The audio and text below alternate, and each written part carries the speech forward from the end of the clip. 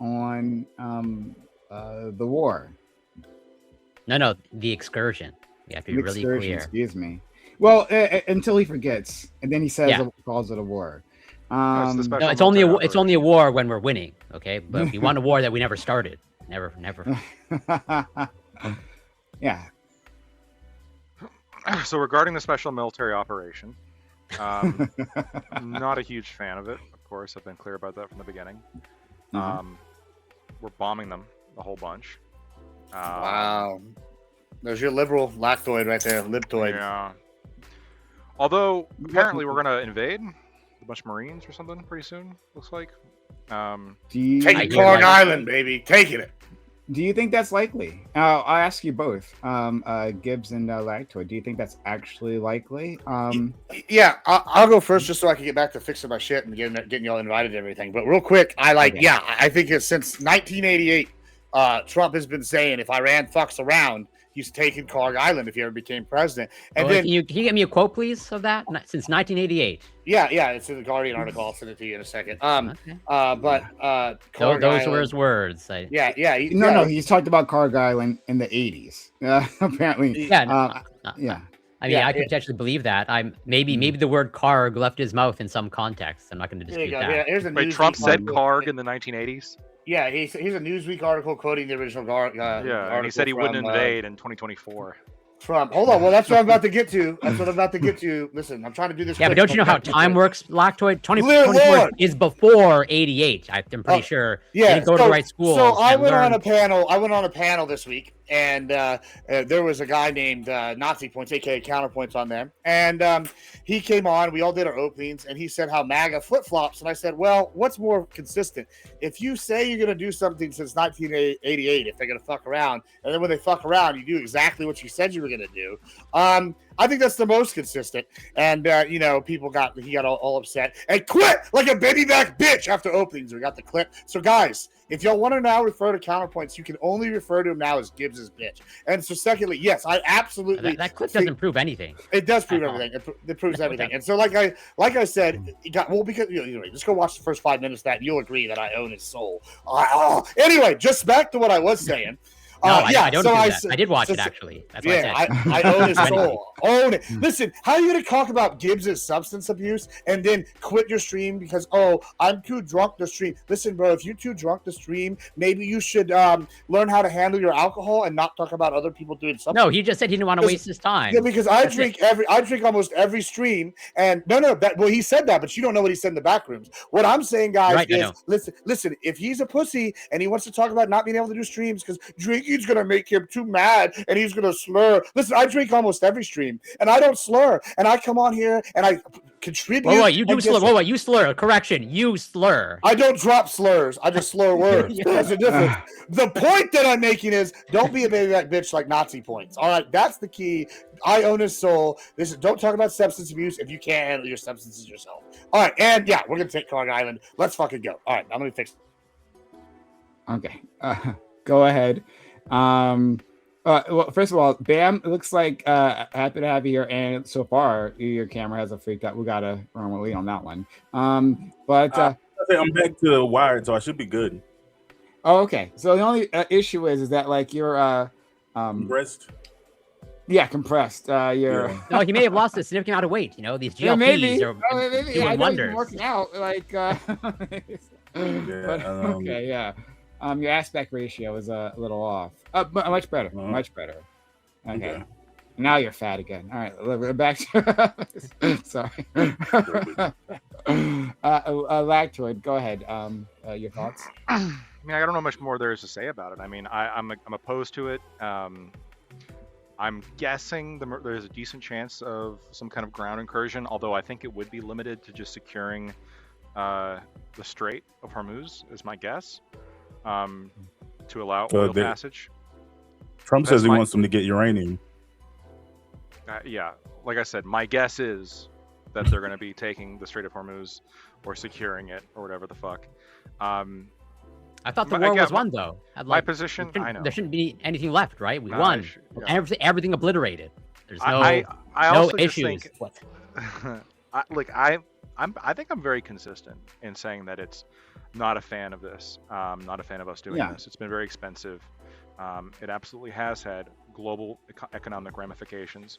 And I said the same thing about the Russian-Ukraine conflict as well. And just shortly after, all this issue, all these oil issues that we're having with Iran, Ukraine bombs an oil export facility in Russia, further exacerbating the crisis. But of course, they're not going to get any criticism for that. Well, So, that's I mean- based. That's because it's based. No, I I'm know, about to say, it's do you based. think we've hit the point? Have we hit the point for you where you can say boring Biden 2 administration or a Kamala Harris administration would have been better, at least economically? No, I don't think so. So things would have been worse right now, Probably. economically. Probably. Okay. Yeah. I got you. I think Kamala. so- I think Kamala had a likelihood of doing it anyway. I think Kamala definitely, significantly had more likelihood in expanding the war in Ukraine, funding them even more. I mean, we're already just under 200 billion in, which is a tremendous amount of money, far more money than we've given to Israel in the past even 20 years, and they're our second biggest benefactor as of late. Wait a minute, we're about to give 200, and Pete Hegseth is asking for additional 200 billion for the war effort to Iran. To Iran, I'm talking about 200 direct, billion. I'm talking about funding for Israel. Sorry, hold on, but I'm saying, but I mean, we're talking about Right. money being spent, though, right? Spending. Right. Yeah, That hasn't been spent. and this is money for Israel. Yeah, to he's be very well, clear. And I'm about to say, That's a position. you don't think okay. that But they're just real quick. My understanding is the 200 billion he's asking for is like a ceiling. He's asking for like a chest Stealing. that like a chest that he can then use to not necessarily commit all of it. Am I wrong on that? Is he until it literally runs saying- out, and then he would ask Until- for more. until- it runs out. until Yeah. the test runs out. Well, hold yeah. on. When or if it runs out, and look, When or and, if. and look, I want to say this. Let's say he does use up 200 billion, which I'm not going to defend. Yeah. Is it really that unrealistic to assume that Kamala would have doubled aid to double aid to Ukraine, and then also potentially done something in Iran as well? As my friend Prime here is well aware, the Democrats are not shy of engaging in military adventurism and unifying with Israel to accomplish certain political goals in the Middle East. So it's That very is possible true. that this happens too. Well, I have thoughts on that, but before I share them, I'll let our local Democratic shill, Bam, like respond to that if you'd like to. Yeah, you don't have to. No, I would. I think that, like, whenever you talk about spending, one thing that I think in all likelihood, and you would call this a bad thing, I would call it a good thing. I don't think Kamala Harris would have. I don't think Kamala Harris or Joe Biden would have extended the Tax Cut and Jobs Act. I don't think he would have extended Probably the not. deficit spending that we're doing. And I think that we would have been taking in a lot more tax revenue. That wouldn't have had the I mean, we still would have had a negative deficit, but I don't think it would have ballooned to 40 trillion in less than a year. And I also don't think Kamala Harris would have used $200 billion in taxpayer revenue to go golfing. I think Kamala's proposed economic bill would have absolutely led to more spending than Trump's. I mean, you see this consistently. Democrats are Yeah, but when consistently Democrats large spend, advocates for Democrats spending. no, that when Democrats spend, Democrats match those with cuts in other areas. Democrats don't typically just plain deficit spend the way Republicans do. No, they advocate for like raising taxes and stuff, but they do spend more in total. Yeah, but The if only you can reason cover why that Trump's- spending, The only reason why 2016 era Trump, the only reason why he spent a bunch of money, really, compared to other presidents, is because of COVID. Republicans love spending. Because of COVID. And if you look at their actual spending and proposed spending, it's not the same. Trump So had, why are we spending in now? 2016? Trump had lower proposed spending than any single Democratic candidate of the primary. It's not about total output. It's about how much spending is irrelevant. Deficit spending is the problem. I think both. How much? No, so deficit spending is far worse. Spending money that you don't plan It's on bad. covering. I'm not going to. Is Yeah, much th- th- like it's bad.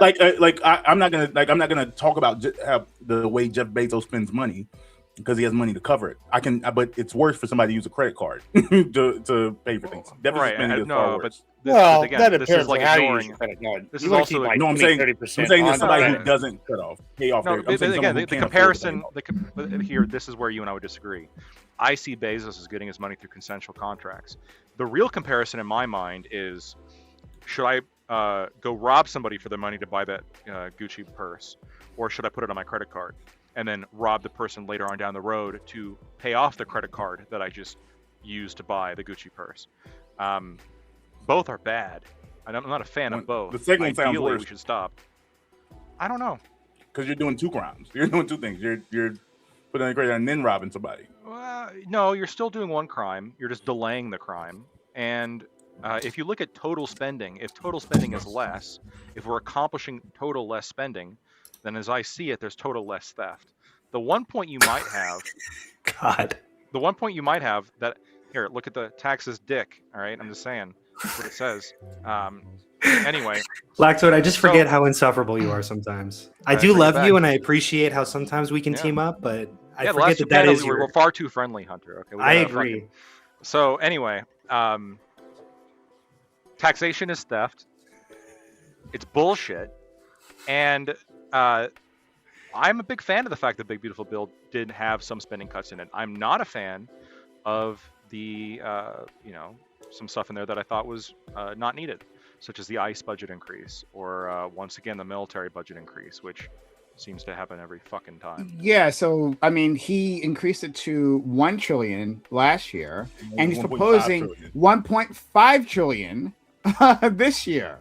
That's the This is proposal. the trend with every fucking president since. Not at that rate. It's max. Hey, at least Democrats are honest. Okay. This is It's not even massively honest. increased. Democrats At least- don't cover A their big- 50% increase. The Big Beautiful Bill did reduce overall spending.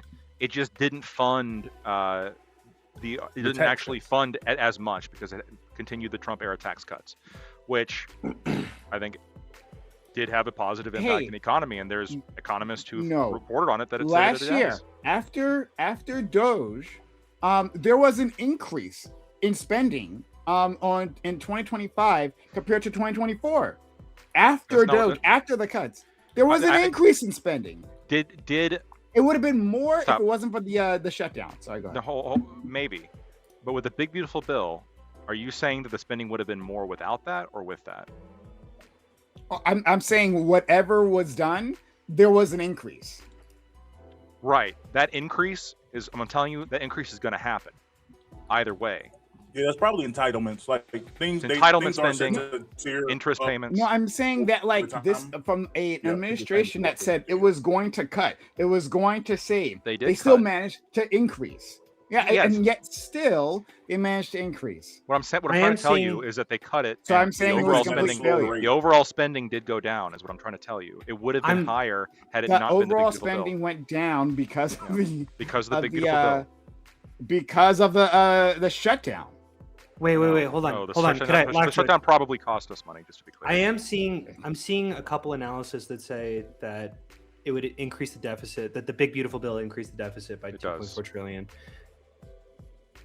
Oh, so you're saying it just He's okay. decrease He it- would How would never that- like that? But he's It So- decreased so- spending Yeah, and tax I'm- cuts, so it's all good. Yes, if you here, it's very simple.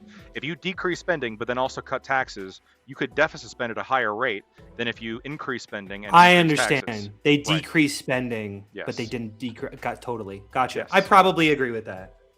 Yeah. Or sorry, that's probably true, is what I Okay, mean. no, you already said what. Wow, concession. He agrees, bro. He agrees. I Go ahead. usually am against cutting taxes because I think that Well, it's because you hate hardworking Americans that make money. True. I'm a fucking dirty liberal, and I want I want everyone, not You just know- billionaires, by the way. I Let- think that even often Let me though- build a no. bridge. Let me Even build a though bridge. bullshit statistically, rhetoric. people I making want- over 100K vote Democrat. Hold on. Let me build a bridge Yeah, here. This that's is fine, something because I of guilt, because they know it's right, because they know they need to give back. I've been saying this all week though, right? So the more and more fraud we see how like advantage the system has been taken advantage of. So what are the right? prosecutions for fraud there, Gibbs? Oh, Yeah, well, can you give me well, some hold on. prosecuted fraud there's cases? happening. Bro, what's his name? Oh, JD so there's Vance. no fraud yet. No, there is fraud. This happened. No, There's so- no so conviction show yet. The me- vice president oh. is getting Show right me- on it. Okay. Yeah, That's he's who- on it. He's on That's it. who Anyway, gets let me on finish. fraud, right? It's the vice president. Yeah, That's he's who's on it. charge He's of in charge of it. He's in charge of it. Anyway, Totally. listen, I've seen enough fraud now that I might actually be willing to be okay with some of these programs instead of expanding them. Let's see what these programs actually do for people if we can gut the fraud, because clearly they're not working as intended. Have you seen Nick I- Shirley's I- latest I- video? I wanna- I He wanna point out- shows $350 worth of fraud. True. you believe that? I want to point out $350? I want to point out two things. First of all, Unacceptable. he's absolutely correct about the home health care fraud that's happening in Los Angeles County. You know that 1 out of every 10 Probably. hospice dollars of the whole country is spent in that one county. Isn't that crazy? Exactly. But here's another thing that just came out today. Something fascinating. So I'm reading right here. Abdul Abu Bakr Ali, who's Somalian in Minnesota, pleaded guilty to 1 count of conspiracy to commit wire fraud regarding Feeding Our Future. We talked about this. 1.5. He claimed to serve 1.5 million meals. That was not true. A lot of fraud. He was just sentenced for I committing think this we fraud. went over this last It's time. where happening. Well, this is just today. He was just sentenced Okay. today for his Okay. role in the Feeding the Future fraud, which is absolutely fraud. One So year. wait, I want to. 1 year he got. Can I respond? Is that okay? Yeah, You of can course. keep going if you want. If you need The to go. fraud, it's coming. The first thing I'm going to say is, largely speaking, there have been cases about fraud in Minnesota over the last 10 years. The idea that this is due to Nick Shirley is probably pretty silly. The no, second it's due thing, to Tim Walz and he's the- fraudulent corruption. nice. Tammany It's Hall. fucking. It's the governor somehow. The second it's thing just that I want to corrupt. say, it's genuinely just because you know who the governor of Minnesota Gibbs, is. give my, So you're my, like, You want- my link it's to him. find. It's him. Let's get him. You want The second the thing. Hold on. The AG? second thing. Nick Shirley has lied about me in particular. So I really call me. I think if people lie about you in particular, you're just gonna shut off almost anything that they're gonna say. So Fair fuck enough. that guy. Hold on. I just want to say, I mean, fair enough. If you have a personal beef with the guy because he's lied about you, I'm not expecting you to trust what he has to say.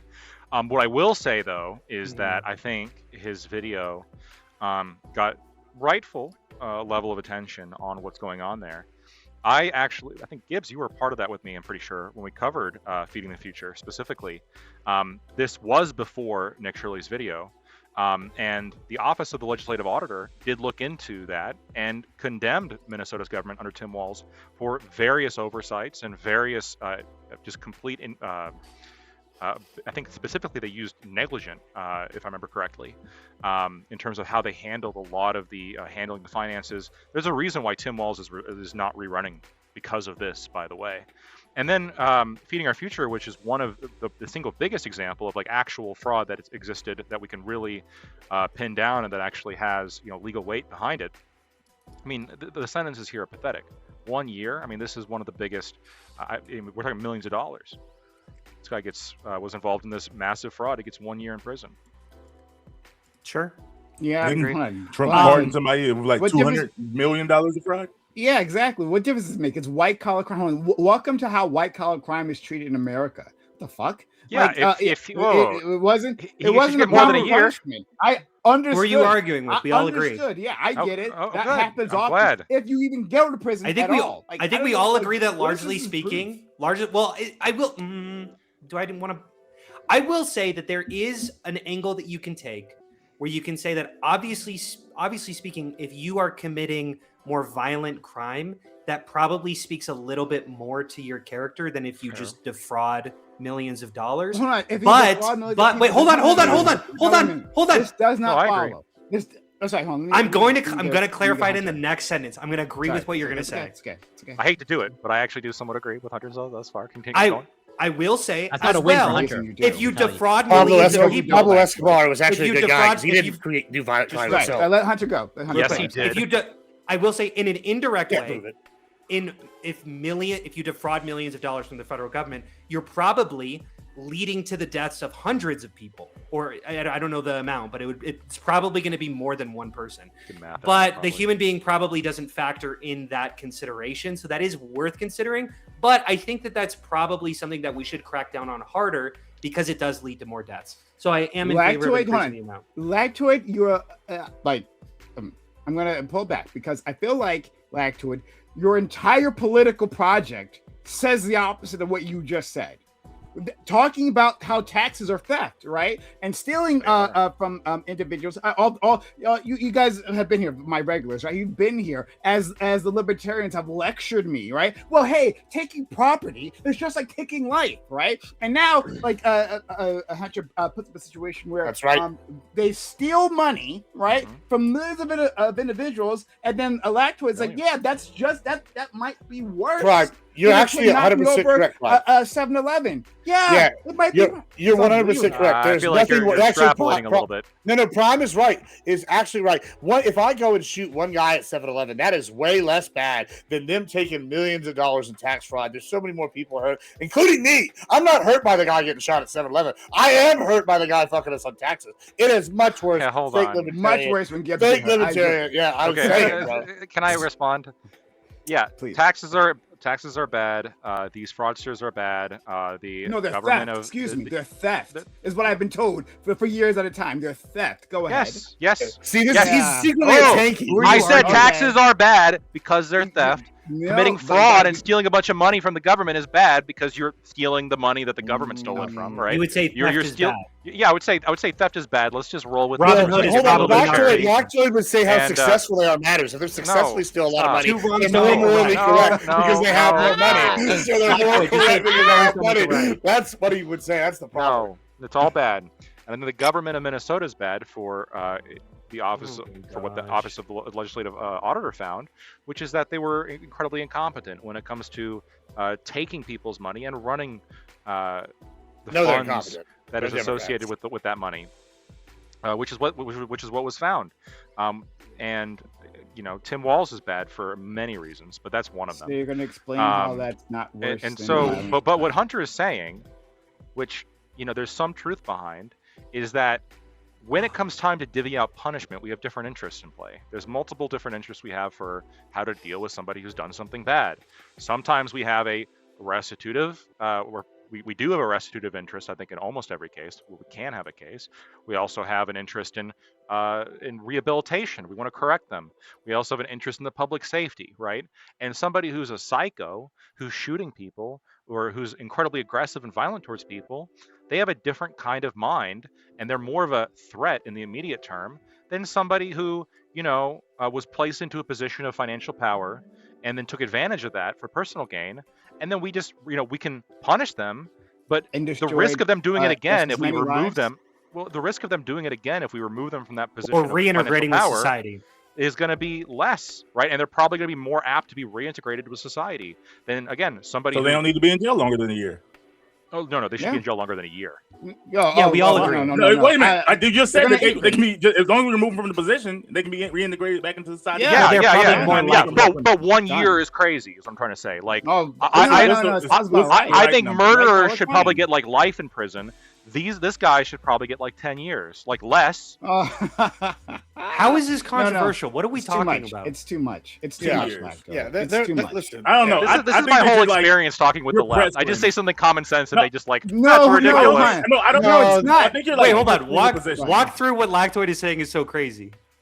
I Well, not crazy. I think it's pressing in the tax social fraud's system. worse than murder. So No, wait, hold on, if hold we're on. having a When we talk about- conversation about hold tax on. fraud or having a conversation just about the fraud guy, like he would be going so much harder than he actually. Like it's a wiggle both sides. yeah, thing. I agree. Hold on. I I have agree. He has family wiggling members. and wobbling. I have family members Peter who Copper. currently like fucking commit fraud to their who are in charge of a business and fucking fraud their employees. Okay, Nick Like, Shirley, get his ass, bro. True. No, wait, I hope he does. I hope he I'm does. sitting this These are right family now. members. I don't stand by them, but I do know them, and they are personable. Now we people. know why you're mad. He lied. They're about it. like socially coherent. Okay, they are dishonest people who are likely ripping these people to shreds monetarily, but that doesn't feel the same in terms of like what Yeah, it it doesn't terms of feel the same. being a person. Totally, that's what I'm saying. Yeah, if I it's, know a it's more fucking pernicious because it's murderer, actually worse. Yeah, hold on. if I know someone Hold who on. stabbed like Rob I Reiner know type people. shit. I know people that not- kill people.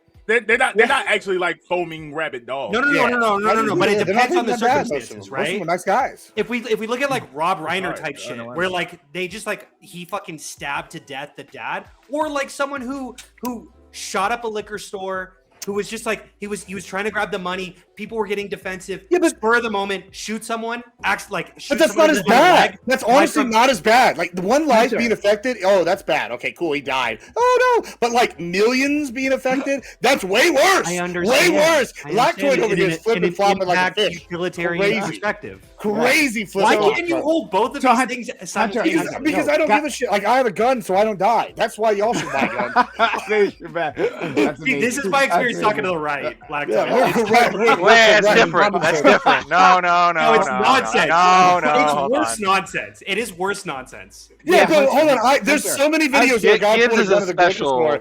No, hold on. How many videos? If I go right now and I say, if I look up a guy He's robbing a liquor extremely store, common among a mod. yeah. If I pull up a million video right percent. now of a guy robbing a gas station, and I say citizens stopping robbery at a gas station, there's gonna be about 100 videos of a good guy with a gun blasting him or tackling him or whatever. You know how many good guys with a gun stop tax fraud? Zero, because they don't fucking know about this Yeah. shit. It's more pernicious. It's more insidious. It's more duplicitous. Wait a It's minute. worse. Yeah. So it's worse because you can't go stop it at a No, gas it's worse station because with a I'm gun. affected. I'm not affected by Bob getting shot. In No, you Houston. are I affected am by Bob getting shot. No, I'm not. Absolutely. It Yes, affects you your, are. It affects your safety. It literally whether or not affects you your wanna go safety. outside. It No, affects it your doesn't. property. Hold on. It affects your property value, doesn't it, Gibbs? Oh Bob my should have God. hired a security More than guard. that. Well, not in Houston. I don't live in Houston. You know, you Hold get on. shot. No, It what if affects someone whether was or not shot you next feel to you? comfortable going outside. Good, then it would lower my property values. I pay less taxes. Jackpot, baby.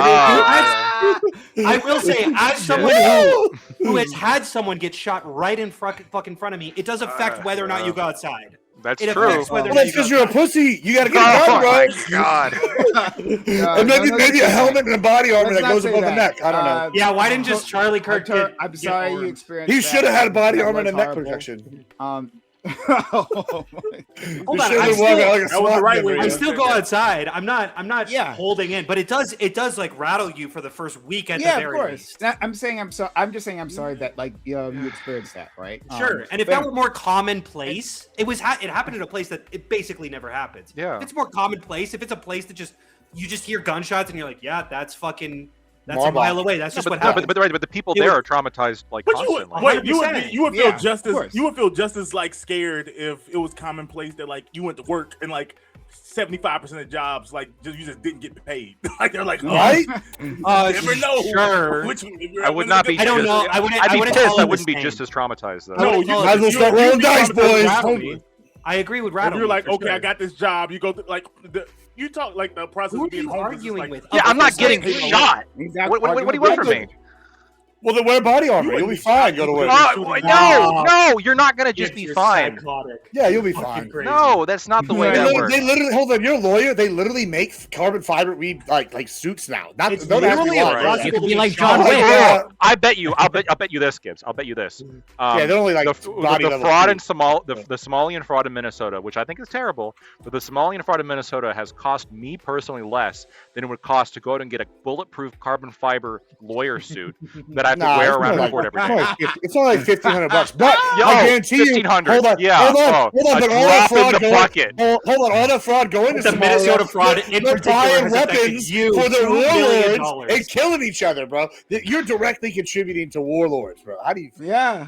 How do you I'm glad- sleep at Wait, night? wait. I mean, all jokes Without aside- getting the benefits of owning the stock in them, it's bullshit. all jokes aside, like I'm not even talking placing like an actual some level of like moral accountability, but I think can we all acknowledge and agree that Nick Shirley's video like is directly like you could make the connection. It led to the death of Alex Preddy and Renee Good, like a one Yeah. plus How one. high are you? 100%. Can you give me your Yes. dealer's number? What? 100%. Hold on, follow. It's Walk obvious. me through. I'm not. Oh, immigration. He They're is- against immigration, so they Like deployed to he says Minnesota that there's because all there's these immigrants crazy there. things happening. Oh, Like, maybe. Nick Shirley essentially started the ICE going to Minnesota. How about like the Yeah. girls getting Trump raped did- by like? How about like by these directly illegal respond- aliens? Did Hold on, that lead to their Lactoid, deaths? you'll agree I with think this, that's Watch the video. Back to it. Trump directly responds to conservative news, right? He takes action directly after like seeing things like that are blowing up in conservative news. That's I don't the know if thing. that happens You anymore. deny that, Lactoid? That was I- it. That was for sure. Wait, hold on. Can I translate this a little bit, Yeah, Lactoid? go I can ahead. help. What's going Thank on? you. There was a there was a really good piece back in Trump's first era, like 2017, 2018, where Trump implemented policies that were directly consistent with what was on Fox and Friends the night before. It was specifically with Fox and Friends. He watched that show fucking religiously, and a lot of like clips that were shown while he was answering questions, you could just hear Fox and Friends like fucking blasting in the room next door. I don't think he watches Twitter where he saw Nick Shirley. I don't think Trump has seen the Shirley video. Somalian It fraud. blew up Like, outside Somalian of fraud Twitter. that specifically came. They didn't come from nowhere. Bro, Came but from the y'all, hold on, y'all And then- ignoring and then it all the blew up other into news social media. stories where That's what I'm women were saying. like, So hold like, on, it doesn't have to be on Twitter. hold on. He literally Okay, before fair. any of this, That's fair. before any of that shit came out, he gave a speech at what was it, State of the Union, 2 years ago, after that girl was raped to death, and like over there on like in one of the campuses. Do you remember this? By an illegal alien. By an illegal. Is Yeah, this Lincoln that happened. Riley? Yeah, Laken Riley. Y'all remember this? That was a big thing. You think that was cause of Renee Good's death? That's probably more of a cause than Nick No, Shirley he going over. said there was one that was you're just probably trying also- to. You're just trying to discredit. You're just trying to I'm just discredit taking Shirley. Trump's actual 'cause he words. was Shirley's stubborn already against- discredited. Why do we We don't not have take to the worry word about Well, hold it. on. Trump. You would You're have wrong. to. You No, would Yeah, have I to. would ours probably saying have to everybody say else that saying that he's also right. led Y'all to are it. just saying Yeah, he's discredit. yeah. Listen, No, what's funny no, is I'm going gonna to add I'm more gonna than say- one the thing. perma online But I'm people, saying the perma, directly, the there's a perma direct- online. I'm saying there is a Trump started direct the- cause and effect here that No, happened. yeah, Nick Laken Shirley Riley dying, makes those it, people dying. Makes Yeah. a video, right? It blows up conservative news. Trump sees it. He responds to that Goes and by talks sending about in the ICE Somalian fraud. troops. Yeah, like those are direct corrections. I think- like, I can. It's fine to say there are other things were involved. Sure, I'm Here's the talking about a problem. direct cause and effect. Yeah. Here's Also, by the way, Nick Shirley's not discredited. He's only discredited with like No, perma that guy sucks. online people. Yeah, but that, like, anyone who's yeah, outside like of no, MAGA. anybody that's like Anyone's not outside of MAGA anybody is that's online. discredited. Bill Maher's MAGA now. Bill Maher just I like is don't- giving him credit. So yeah, I guess Bill Maher's MAGA now. Hey, That's have you crazy considered stuff. one But- person? yeah, Have you no, considered this one guy? But what's funny is y'all do this dismissal thing. I gotta and be y'all- fair, Bill hold on, Maher this- is more than Bill just one Maher? guy. Bill Hold on, Maher Oh, he is said a Bill problem. Maher? No, no, I yeah, couldn't- this is the Bill problem Maher. with what you're Yeah, doing. Fuck Bill Maher. Hold on, this is the problem with what y'all are Fuck Bill doing Maher. right here. Y'all are going, oh, it's just He MAGA. doesn't Then I say slur. somebody else, and y'all go, oh, that's just one I didn't- person. No. But you go, oh, it's just MAGA. No. What happens is you get in these online like groups, wrong with Bill and you're Maher? like, oh, he's discredited. He's discredited when like millions and millions of people, not just Yeah, in MAGA, millions and but millions of independent. MAGA. No. Independents are going, oh, this guy's Billions discovering a and lot of shit. billions. Billions and millions, frankly. No, y'all just do this thing, and then y'all go, what happened? okay, so Why I are don't they care acting on about this? the I know you don't Bengals. I wanna get care, back to the but it's like y'all go, oh, why Yeah, is I this don't happening? care. No Well, one why knows is this this. Okay, happening? sure, cool. And then If you think go, Nick Shirley's right, but I'm saying that makes my Well, yeah, just but makes my millions point, of though. Trump directly yeah. responded to that.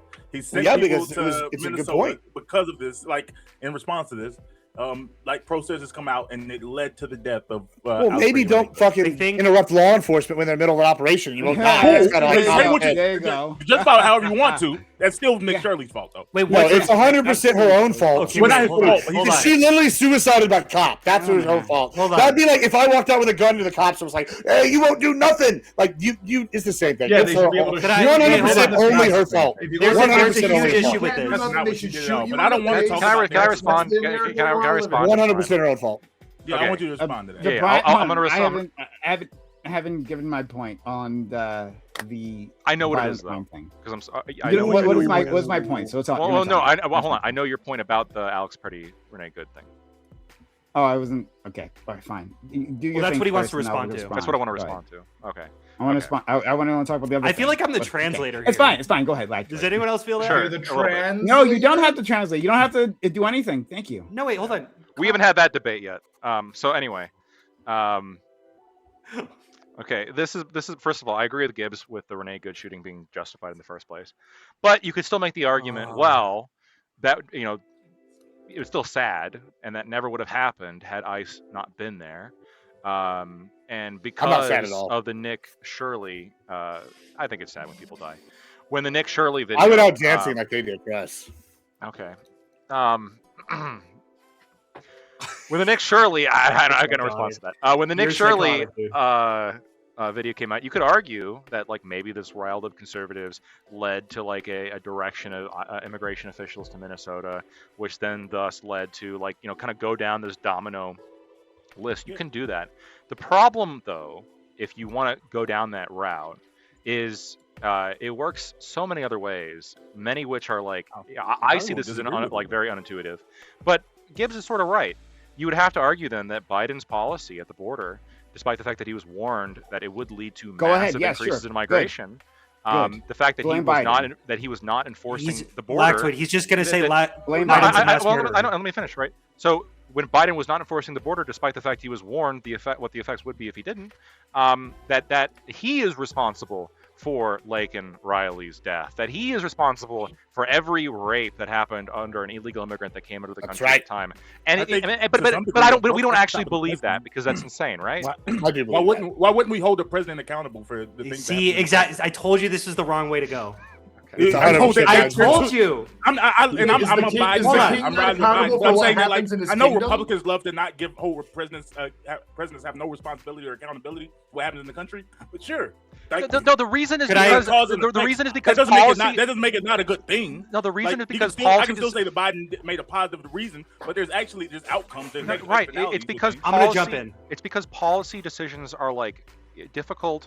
There's trade-offs, and generally, like when a president makes a policy Being the decision, president is difficult. Yeah. yes, when any politician makes a policy decision, the idea of like, oh, this led to some unintended consequence, which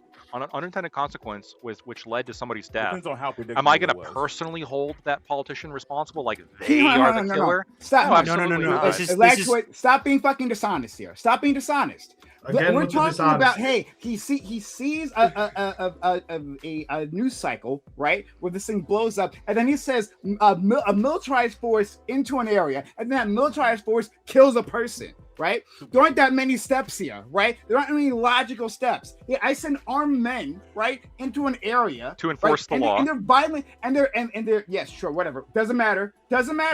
Hold on. So anybody who sends Well, cops matters a into an little area, bit. then when you send the police, when you send the police into an area, yes, that increases the chances that people are going to die. But like specifically, you send an armed men to do like what? police action, right? Untrained to do armed violent men. police action against a Good trade. population, On an right? That unconfirmed video. incites a response from the public that was completely foreseen, and then in that process, kill these people. Absolutely, you can directly make the connections. Don't pretend, Lactoid, that you I can make one. Hold on. That's unreasonable. I can make one more connection. I think even The only reason why Nick Shirley has so much traction on immigration is because Biden's border policy got Go people ahead, so angry yes, about it. Explain. Look, You're one using the step wrong back. angle. So Keep Biden's going. responsible. Blame Lactoid, Biden. you're being Keep stupid. blame He's Biden. being I'm- 100% correct. No, wait, hold on. I agree with his Hey, point Keep at trying large, to but like, it's blame blaming the experiment. Democrats thing, I don't Lactoid, and care. it doesn't work. I will never have a problem blaming Biden. I don't know why Doesn't you work think that's going to be an here. effective. Lactoid, they effective genuinely decision, right? they hear Okay? your I point don't and give they a hear fuck about any Biden of that. and they just so scream. once again, I love excuse Biden. me. I'm not a no, leftist. Hey, But shut you up. still- Shut up. Hey, shut up. Shut the fuck up. Thank you. I don't know why you think that's going to be an effective tactic against me, right? So knock that shit off. We're talking about a direct correlation here, right? A direct series of events, right? Like that's completely foreseen. Could If I? you send in the no, you can't. Not when I'm talking. Shut the Just fuck tell up. them to shut the fuck Then up. afterwards you can't. I literally just started to shut up. And then you go, can I? No, you can't. Fair. Shut up. Hold on. In case you don't understand that. Thank you. Any which way. Yeah. This is one event after another. That's what we're talking about here, right? All steps directly foreseeable. That people would die when you would send in these armed troops to take violent action. Yes. Would it also lead people to die whenever crimes are being committed? Would that increase the likelihood? Because I'm pretty sure it would. And so, like, yeah, by sending the cops there to stop these criminals from committing more crimes, whether that's just be there existing illegally, you're going to lower the criminal behavior of the area. And if they kill one person, like Renee Good, who was clearly an evil individual who wanted to commit more crimes, then, I think that's going to lower more crime in the future. We don't have to worry about her protecting more illegal cartel members in perpetuity. I think that lowers the crime. So yeah, I think when we send militarized forces in there, we're gonna be doing all right. I think that's the secret. That's why I Okay, said I'm that, gonna- oh crap, we effed up, and then they dipped out of the entire city. Okay, so here's my issue with this. I'm gonna grant Prime, and I think Bam is making the same argument. I'm gonna grant you guys a pretty big, I don't know what the hell to call it. Anyway, I'm gonna grant you guys some big things. Caveats. You're going to concede. I'm gonna concede quite a bit. Okay. There we The go. first thing that I'm gonna say is Donald Trump responsible for Alex Preddy's death? Almost undeniably. Okay. The way that essentially he set up the DHS, the way that he set up Kristi Noem, the way that he set up how ICE functions, the way that he specifically deliberately went into blue states, mostly just to target them because they were Democrats. There are a lot of things that I would point to that I would say Donald Trump is directly responsible for Alex Preddy. However, I think when we make analysis, when we look at the way that we assign faults to things, we usually see if whether or not it is it's expected that one thing will lead to the other. And I think that if I would look at Nick Shirley's video in Minnesota, I would say this certainly would not be expected to follow that that Donald Trump would see this and go, oh shit, we got to send ICE into these neighborhoods. Now, I have no fucking love with Nick Shirley. I fucking hate that guy. He lied about me in particular. He's a fucking psycho, but I don't think he's at fault for what happened to Nick Shirley. But I do find it kind of interesting that, yeah, technically it did lead to. Why don't we take responsibility for our shit that we do anymore? Like Peretti was clearly a militarized radical that had already had previous militarized. Yeah, radical. He literally had guns. He literally was attacking cops previously. He only had guns. Yeah, he had guns. Hold on, not true. Militarized radicals Second are Amendment. gun owners now. Militarized radicals are gun owners in America. No, that's not what I'm saying. He was literally a militarized radical who was sitting here attacking cops. Like, listen, I'm going to say you have your right to your Second Amendment. He attacked a cop hard. I would say he attacked a cop. I think a cop hard. If I was sitting there going to say, we're going to start being a Texas revolutionary, I'd be a militarized radical. I got guns. I'd be fighting for secession. I'd be but I'm not out there shooting cops or going out there and trying to interfere with active, cases. If I went in there and I did one of those things, I would also be a militarized radical who deserves to be shot. Or maybe we kill them all and we get our state. One or the other. But this guy did that. Don't you play stupid games without preparation, win stupid prizes. Like, I would never go and do that because I'm not a dumbass. I think there's a difference. I think there's a difference between interfering with a police sighting and then interfering with masked men running around playing Rambo and snatching up people on the streets. I think those are two different things. I think if you're a guy in this country and you see a woman being pushed on the floor and you don't really approach the masked man who pushed that speaks to who we are. This is we're supposed to be defending our weakest here. We're not supposed to be just rallying up for the police state. And yes, please put masks on them. No IDs. I don't want any badges. Let's just let whoever the fuck with. By the way, I know that there's training to be an ICE officer. It's 9 to 12 weeks. I don't want to fucking hear that there's training to be an ICE officer. It's comparable to other law enforcement agencies. I don't know if it was Trump himself, or if it was Kristi Noem. Someone came out and essentially was giving them oh yeah, our officers have they were creating immunity that didn't exist under the Constitution. Yeah, fucking the day of Donald Trump says, hey, there's no guilt. Hey, he was actually in the hospital due to major crimes. We saw him fucking walking like nothing in the video. They want to give these guys immunity because they just want them to feel powerful when they walk down the streets. And it's bullshit. We still don't even know the names of the cops who shot Alex Preddy. They the government got them out of the state. We don't know who they are. We don't know. We never know that. It's gone. That's true. They did an internal investigation and they decided it were. Well, I would bet. The Dems are okay with internal investigations. Check out how they did the fraud in Minnesota. Is this how you argue? You just fucking. It's just any other thing. I'm just pointing out the Dems though. The Dems though. No. You can't bitch about internal. Hold on, I bitch about internal investigations all the time. But you can't. I also agree. I also agree they should have not done just an internal. Should have been an external. But you can't bitch and say, oh, they did an internal one when y'all don't bitch and you'll actually hold up Minnesota as the shining example of an internal investigation. You think an entire state Hunter's already done it. Maybe you don't, Brian. You argue with ghosts. No, Hunter did that.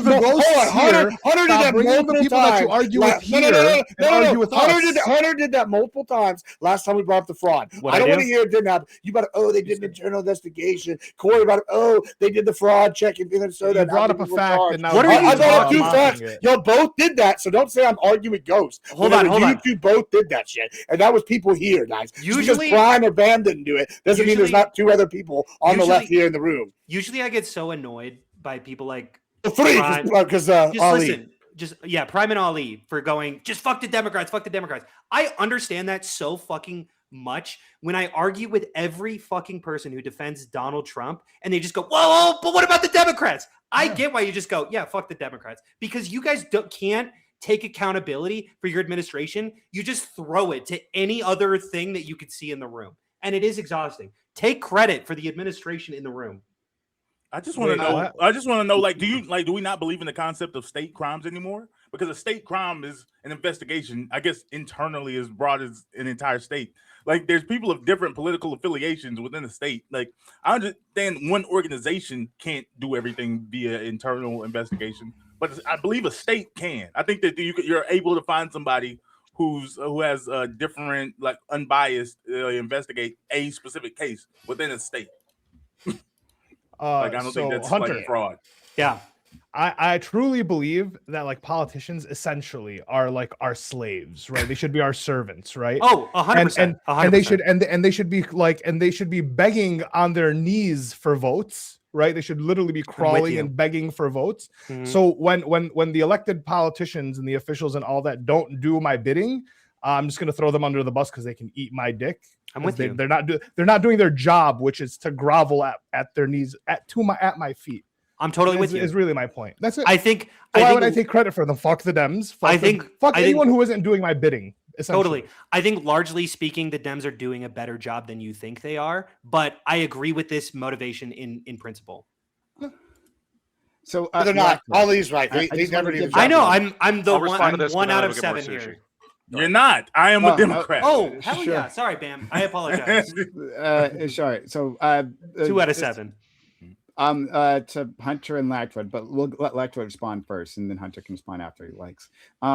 Hunter started off. This is a while ago. This is what I wanted to get to.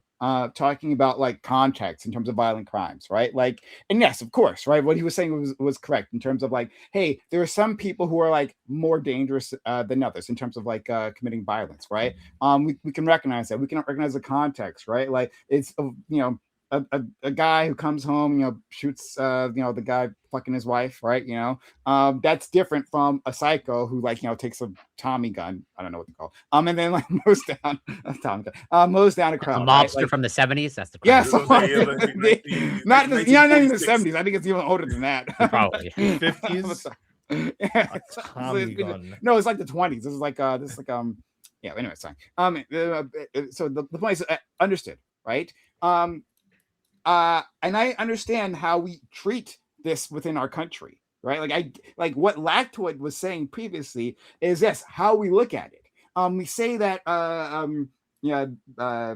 we generally scale violent crime to be more destructive than with financial crimes, right? But like literally, and this is what bothers me a lot, right? About like you saying otherwise. Because like that was the one thing that I could grab onto when you told me, hey, taxes theft years ago, right? I gave lots of pushback on that, but the one thing that I got right is how that like the property crimes, right, can damage individuals, right? Like can ruin their lives, right? For the and the Great Recession, right? Like for the housing crisis, crime of the fucking century. Time of the century, the amount of wealth that was stolen there, right, into private hands, that ruined lives, and then no one goes to jail. So like it seems incongruous. I'm just gonna leave it there, right? Don't use stronger language. It seems incongruous that now you're telling me, well, yeah, violent crime is more pernicious and like needs to be punished more. I understand what you're saying, that like one person is probably less of a danger to the public. What I'm talking about, maybe this is where our disconnect is, and after this I'll let you go. My disconnect is, yes, the one might be a danger. The violent individual might be more of an immediate danger, understood, right? But I think part of our justice system, which it seems to be the case, is like retribution. I think the amount of retribution for a guy who's destroyed thousands of lives through his financial crimes, right, through that theft, right, like that should outweigh anything. Many things that are many violent crimes, and so it should be punished accordingly. So I'll let you go. Yeah, I think that's maybe that is where our disconnect is. For me personally, the retributive element of corrections is my least important. It's the least important element to me because it doesn't accomplish anything. I'm looking for results in society. I'm not looking for just like that feels bad. We gotta get him. It's not really it. Like I'm fully in now. I am in favor of stricter penalties for pretty much most crimes, except for the crimes I don't think should be crimes. So like marijuana possession, prostitution, stuff like that. But when it comes to things that I think should be crimes, like violent assault, murder, tax, or not, I guess, ideally we go after the IRS agents, but we can't do that. The people who steal from other people, right? I mean, all of these people would be punished more. But I'm just saying that, like, when we're looking at the psychology of the criminal, right? There's a whole field in this, criminology, right? The psychology of the criminal. What motivates criminals? How do they behave? How do we stop them? How do we change them? How do we fix them? White collar criminals are a problem, and they need to get punished, and they need to get punished more than they do. When I brought up the 1 year thing, I think that's ridiculous. 1 year, should get way more than 1 year. White collar criminals generally should get more time than they do. But I'm just saying that when you compare this to violent crime, like, to me, violent crime is also underpunished. I think violent crime is horrific. I think that it indicates a complete sickness of the mind, some of these crimes that people do. The idea that you can, shoot somebody and then potentially, shoot somebody in the face as an adult and then, potentially be able to walk around free one day. It's crazy. That's crazy. So I think. I mean, I agree. I agree on that. Like, yeah. So I'm not trying. Like, when I'm saying that violent crime is worse, I'm not trying to minimize how bad white collar crime is. I think it is really bad. I just think that I think there's my problem, and I've talked about this before. We can help most of the crimes committed by I think there was I think it was like 40% maybe like a little bit less than 40% of crimes committed by people with like 14 convictions or more or prior. I'll get the exact graph. But generally, they're extremely a lot of repeat offenders. Yeah. There's like a key, there's like a cohort of repeat offenders that are dramatically disproportionately involved in crime, usually psychopathic, some kind of problem, and we just shouldn't have this problem. They should be in a cage. That's how we solve the problem. I won't push back. I think our big disconnect is retribution, honestly, and maybe Hunter, maybe you feel the same as Lactoid. I'll throw in some clarification. I think one of the big things that I'm looking for when it comes to prison, I'm largely concerned with how many people we have in prison. I think that it's insane in America how many incarcerated people we have. I'm very much interested in rehabilitation and bringing people back into society. I think that largely speaking, sure, these psychopaths for sure maybe should be in jail, but I also think I don't know. I just want to focus on rehabilitation, and I do think that if you have a mentality where you can shoot someone in the face with a gun, it is very, very, very, very much harder to get you back into society than someone who's scammed millions of people. And I just want to say, wait, hold on, real quick. I want to acknowledge the damage that they've done.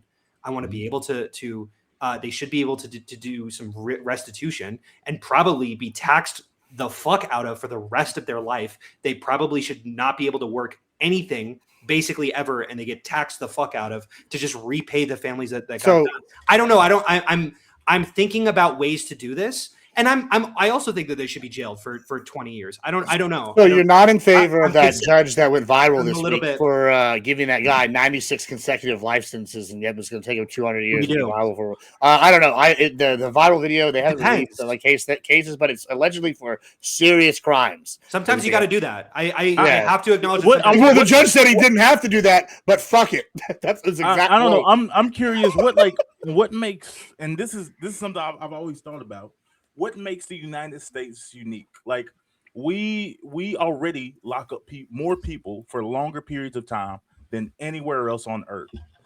when like we come to the conclusion we're not locking. Bro, North Korea's enough got people people's up kids in there from for- sins their father committed. You think we lock them in there longer than Oh, I'm North Korea? I'm sorry, North Korea. maybe North Korea. That's our beacon of excellence. I don't We think got we got one ahead of us at least. I think one. That means you're in second place. You want to be first in everything. We gotta right? fix that. We gotta fix that. One, they're murdered I knew if it. they speak out, and two, they don't speak out because they're indoctrinated not to. Like, I do think it's we probably beat North Korea in terms of incarceration rates. I think we're number one. Yeah, but they keep I'm their just saying families and the kids. But I'm just speaking. That's to the my idea understanding, of, like, too. It's the idea of like violence, etc. Whatever you want to look at across the board, the United States is worse at it. But we lock up the most people, but we still believe that this must be the right way. Like we're just not locking them up hard enough. Like we just lock them up a little harder. Eventually, we'll catch up to every other country on earth that does something different. And I'm like, I don't know. Lock up like, more it's- people at higher rates than these other countries. You'll be as good as those other countries somehow. Because some people say locking people up works. I mean, it just. So I have the does. stats. By the way, if anyone's interested. Okay. We are fifth in terms of rate. We're number one in terms of number.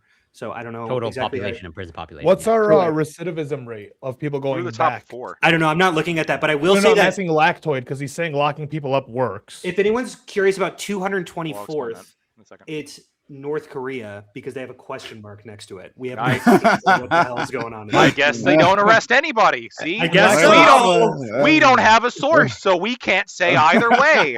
We can't use Well, if they- intuition. That would be bad in online Wait a debating. We minute. can't do that. If there Also, wasn't a number debate one, panel, sources if all the North Korea time. wasn't a That's debate stuff. panel, then we couldn't prove it. Okay. We Number couldn't prove one it. in terms of rate, I think most people could probably guess this. It's El Salvador, and that's probably recent numbers. That's El really Salvador interesting. is way. In terms of right, arrest, yeah, prison, Yeah. for sure. Mhm. And what happened to the crime in their country? I think we talked about this before that it certainly you probably need to incarcerate more based off of violent rates, and it's not just like a strictly linear case in which you incarcerate more people and then violent rates go down. It's probably Lactoid just more thinks like if you paramount. put No, the it- no, people no, in that is jail, what I- they're Wait, not I'm- outside doing That, But I'm that, just is, talking that, about, that, like, is, that why- is what happens. You incarcerate like people, I'm and the saying, rates go down. are other countries? Yeah, but you have to other countries' people incarcerate them just better than indefinitely us? because what's the recidivism rate of people that you let out? Right, So that's no, the but issue. no, you is know, that you actually no, don't. So you there's don't what? you don't have to keep them indefinitely. So Okay. the big 18-year-olds recidivism are really is aggressive. yeah, if you rehabilitation. lock them up till they're 30, they'll The big Rehabilitation- factor that affects Yeah. recidivism. Is that what you're saying? Rehabilitation is like one of the factors that we've been talking about, but another factor is incapacitation, and the incapacitation is actually extraordinarily effective at removing crime. Simply putting the person who does the crime away from all the rest of us. Yeah, and it is also true, as somebody just mentioned, that people do tend to age out of crime. In terms of is there still going to be crime? For sure, but people tend to commit crime really mostly between the ages of like 18 and 26. There's a huge survivorship bias here. I just want to say there's a survivorship bias with these stats. They're not necessarily aging out of crimes. It is possible they're just dying more frequently at these ages. It's possible, but if we're looking at the actual age range at 26, I'm not convinced that the mortality rate is so high amongst this group of people at 26 that it would explain why there's such a massive crime. It could be a drop-off. factor, though. I mean, there's a I think a big like, reason. People get out, get families, or do, Yeah, do they it get out, during they the get game. families. Yeah, lots of reasons. Their Yeah. frontal lobes develop a little bit more. I mean, that's a big thing, right? Really, that really starts kind of like really You just get finalizing in too your old early to be in the 30s. game. I'm not But doubting that this most of doesn't it's happen. done. Lactoid, why don't we just heavily Also, testosterone monitor? drops. That's another thing. How about everyone who's 18 to 26 in America? You have to wear a body cam for those ages. You know, that'll reduce crime to zero, I think. If everyone has to wear a body cam between the age of 18 to 20, Yeah, you this know, was- 18 look, to this was the 26, plot of we'll a- age this- it out. This was the plot of this has been this similar to this. There's been several plot lines of several movies that have theorized about this. Well, You're what talking if to we the Well, I mean, because libertarian. I think that's is what what you're I'm against thinking. it. What if we leads. just You're treated thinking people- eventually, like you're thinking What if of we like, lock well, up yeah, if everybody? we remove the criminals, if we put everyone in jail from just everyone- criminal if you commit a island, crime and at then they come back 18, when they're 26. No, Yeah. no, if you commit a crime at 18, you go to jail until you're 28. That's it. You just go to 10 year minimum, everyone. And then No, like, that's not what yeah, I'm saying. there are That's going not to be what no I'm saying. criminals, That's not what I'm saying. but like, what are That's you not what I'm saying? saying. No, I'm just saying, like, why What I'm doesn't- saying, why what I'm doesn't saying, the UK have this saying- much crime? what I'm saying is Why that doesn't- people like even if you put somebody in prison for like 4 or 5 years during this time period, that's 4 or 5 years of their peak crime committing time not committing crimes out in society. I'm saying that this is like an explanation of why incapacitation works, and specifically in response to your point, no, you don't have to have it go on forever. You can get rid of most of the crime if we just think about, well, for some of these crimes, like, I'm talking about like minor violent crimes, yeah, maybe it makes sense for a few years. If you had a 19-year-old that like beats the shit out of somebody, yeah, maybe 4 or 5 years would do this person good. But honestly, when it comes to people like murdering or like rape, what's the good rapist or something, I actually agree that we probably should never let this person out. Sure, but on the minor crimes, because on the minor crimes is where it's going to affect people more, and we're going to realize that like putting people in jail for 4 to 5 years actually doesn't make it better, right? Because after 4 or 5 years of being in jail from 19 to 24, you're probably going to come out a little bit hardened. You're not going to come out necessarily like ready to just join society. Also, society isn't ready for you to join. They're not going to allow you to. You have a criminal record. You've been incarcerated, so getting a job is so like probably so you were releasing them in peak male years to like do their crime. So then actually the thinking would be like, well, no, if you commit the small crime and you're 19, we should keep you for 10 years because then you're actually aged out. Because once again, what's the recidivism rate of like people getting out of jail and going back to jail? All of life, all of society is a balance between like the severity of the punishment and the benefits of society. So if you're a super hardcore, like I want to minimize crime as much as possible, you probably could justify like just like you commit a crime anywhere between 18 and 25. You don't tackle the reasons that crime is committed, right? You just tackle the crime and react to it. I will also say that developing a low trust society is probably bad for crime as well. If you encourage this sort of like police state attitude, people will become more paranoid, which will lead to more crime. Or that's kind of what I'm saying. I don't. El Salvador has addressing why crimes happen. We react. And North Korea has a question mark. No, they're a police society. I brought. I would probably say doing all the wrong things. Like the conversation isn't about trying to figure this out, like solving it. Like because I don't know. It's like an American arrogance. I'm just talking about America does something. And other countries don't have this problem, and it's not even like a racial thing because it's like, oh, it's just black people here. Africa doesn't have these levels of violent crime as the United States. Well, depending on the country and the city. So it's like, what makes the United States, who locks up more people, why are we bad at crime? Just to keep in mind, though, I mean, a lot of African crime is. Hold on, I know you're not sitting here trying to use Africa as an example. Whenever, like, the Rwanda didn't have it. Rwanda didn't have very much violent crime. They just had a genocide. Not that much violent crime. How big is Rwanda in comparison to Africa? Well, it's one of the major countries. That's probably the most strong. That's like saying a state has a problem. Okay, cool. So why don't you pick Nigeria then when they're fighting Boko Haram and 6 other countries were fighting Boko Haram? I mean, I don't know. Is America Minnesota? Hold on. They didn't have very much violent crime, but 6 countries were fighting a terrorist organization that was whooping their ass. And you get to use this argument like it's like a state, but that's a dumbass. Why would I? Okay, Russia. It's not a dumbass. Russia has a smaller population, but they're bigger than us.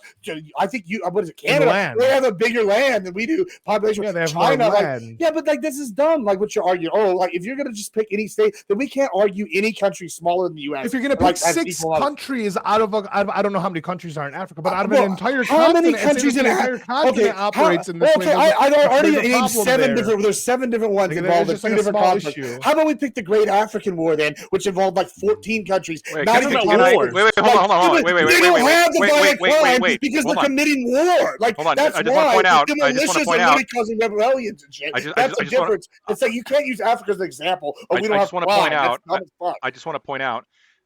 The biggest country in Africa, Nigeria, has a significantly higher intentional homicide rate than America does. So does South Africa. Wait, higher. Say that one more time. Wait, higher what? Intentional crime rate? You said? Yeah, that's what I'm looking at. Intentional homicide rate. So wait, sorry. The highest US is the Turks. Highest? No. In terms of intentional homicide, here's the list. So the highest is the Turks and Caicos Islands. Makes sense. I'm sure I'm mispronouncing that. Then St. Kitts, then St. Vincent, and the Grenadines, then the Virgin Islands, then Jamaica, Ecuador, South Africa, Haiti, Trinidad, St. Lucia, Lesotho, Bahamas, Honduras, Anguilla, Belize, Dominica, St. Martin, Colombia, Mexico, Guatemala, Brazil. It's a while, by the way, before I get to America. Guyana, Costa Rica, Curacao, Nigeria, Eritrea. Basically, you got to get all the way down to 65 before you get to America. That is Um, higher than average. Yeah. I mean, So, there's more people die from not having an air conditioner in Europe than they die from gun violence in the U.S. So, like, I mean, like, really, We are like, higher than. this Hold is on, I true. just want to point out though. Per We capita, are this we is are true. higher than Fuck Rwanda, you for though. knowing that stat, I Gibbs. just want to point that out. Though. like, That's pretty like, what are we talking about, really? I hate to be the math Good nerd stat to here. have in your but back there pocket, is- though. I'm like I said, I'll have to look up what that definition means. But also outside of that, like compared to like every other first world country, again, but like you think that like, oh, we're doing it the best way possible. No, like what we're doing works the best. I really, Locking up everybody. I'm going to be the math nerd here and say that largely speaking, whenever we're looking at rate, small population countries are going to be weighted towards the top or the bottom, and high population countries are going to be weighted towards the middle. I can explain why if you want. This is largely because if one person murders someone in a small, tiny ass country, that's going to drastically change where specifically they're located. So if you look at any intentional, like any sort of rating system, small countries are largely going to be moved towards the top or the bottom. Also, I want to say something to the chat. It's by part the way. of the chat- conversation. There's not a perfect way to do any of this. XNF. You said something here, and I just want to point out fact checking, not hard. Listen, the Sackler family, the opioid epidemic was 450,000 to 480, right? Boko Haram alone, just in the areas, 300,000 child deaths. That's 2.8 million people displaced. That's not even counting adult deaths. We don't even know how many there. It'll kick So in guess any what? moment. You're just wrong again, Mitch. Wrong again. Liberals don't know facts. Gibbs is always right. Wrong again. Actually, I'm about to say, Looks like Hunter- Mama's wrong Donald Trump has again. been wrong. Name one time that Gibbs has been wrong. I Mama's think wrong Hunter. again. It was. I heard Gibbs I wrong? heard Never happened this century. joke He's never about been. a It's because I'm a comedian. prophet, bro. The That's glory true. speaks I through got you, me. Gibbs. You were super crazy. You're crazy good, right? Hunter. I heard what's a up? comedian talking about a joke that was that spoke to what you were talking about. It was like saying like, how many people did it take for us to get our first murder? And it was like 4. If you believe in the Bible, it was like Adam and Eve, and then Cain and Abel. And it's like 25% of he killed off 25% of the population. It's like Right. we said we got the He's going to be 4, and highest. we started killing them. very quickly. But then if Kane didn't, then he would be 0. It would be at the bottom with 0%. That's what I So- hold on. That's what I was going to point out. Like the point you made, Hunter, is true. If we're talking about very small sample sizes, like there can be a sample error sometimes. But I mean, we're talking about relatively large countries. Like Nigeria is massive. Didn't you say right? Lesotho there? Yeah, Lesotho, I still think has like a lot of people. Isn't It's small geographically, but like in terms Oh, of number maybe. of No. people- He's talking about population wise. yeah. I think Lesotho has more. No. than- But I might just be saying Lesotho because it's so tiny on the map. I don't know what their population Let me is. see what their population is actually. I could. thought it was high. It could be the bias of me looking at the Yeah, their map and going, "Look population how is small that is." 2.4 million people. Okay. That's It's- pretty small, though. That's That's a a small, small country. That's a small population. country. That is definitely What's- big enough though to get like for statistical. How many purposes. people? Michigan has It's a a- no, population it's a of small 7 country. million people. Oh, so Boko Haram Yeah, basically and we killed can more measure people crime and in displaced Michigan. more people than the country. You know, I got it. See, and like Okay. I said, I think it's I'm about to say, I feel it's like we're a not going to do the time. We're worthwhile. going to start soon. Just keeping that in mind. It's a worthwhile lens to view whenever you look at stats via country, that it's going to be biased in that way. That's all I'm saying. Yeah. That's true. I probably shouldn't even brought in small. I should have brought it to like G1 first world type countries. So I want to say but one more regardless, thing we'll about do it. this, but people can respond afterwards. If not, we can just move on. But back to the violent crime versus a white collar crime type thing. So one, I have no problem saying that I favor retributive justice. Not that like I do so exclusively, right? I want people to be rehabilitated, and I want them to be integrated into society afterwards. I would like to put in a lot of like programs in place to help them and to lower discrimination against them. But that's when they get out. I think beyond like the retribution, or maybe complementing that, I guess, right? It's simply a sense of justice. Like that's part of like the justice system, like the court system, is to provide the population with a sense of justice. It's extremely important, right? To make them believe that like the country can handle disputes, like even like disputes between parties, and punish criminals, right? It has an extremely important part of society, because if society doesn't believe that's the case, right? Well, then you radicalize people that way, and they find out ways to do it themselves, right? So the court systems are incredibly important for that. And so, right, as part of this, like looking at how these people who've done like extraordinary damage. Sure. So I've been talking about financial crimes this entire time, but also we could talk about like environmental crimes, right? Like our company, the board like votes to poison a neighborhood, right? Poison the environment by because to save a little bit of money. Well, let's just like allow this chemical runoff to go into a stream or something, right? And cancer rates skyrocket or some shit like that, right? Like that's all part of it. But in when we see these things happen, these people either don't go to jail at all, right? Or they send someone low level to go to jail. Only like one person went to jail for the 2008 financial crisis, if I remember correctly. Or like if anyone does go to jail, then they go for a very small amount of time. Part of it has to be a sense of justice, right? Because like we saw that with the 2008 financial crisis. That was a radicalizing moment, okay, right? So conservatives will know that, right? Because after this, there was like the Occupy movement, right? That was a direct response to the Great Recession, right? That was a radicalizing moment, and we still see like the echoes of that today from those decisions. So I'm saying like especially to my friends who don't like radicals, right? I'm fine with radicals. Is that me? Who don't like radicals? Yeah, like who institutionalists, right? Who don't like populism, right? If you don't like that, well, then having people feel that justice is being served for those who do immense damage, right, for financial crimes or other like white collar type of crimes, right? That's the path. So yes, yeah, the executive you might be able to safely release them into a community afterwards, right? But he shouldn't be there. No, he's done too much destruction. Actually, he should be in jail for the rest of his life as a warning to the others. Yes, and to soothe the community. Sorry. I guess I was called out. I don't disagree with really anything Did I call you said. You out? I don't think I called you out. Oh, okay. I'm sorry if I. No, but you can still respond. No, that's fair. I'm sorry. I'm not trying to. It was kind of directed to both of us. You said so.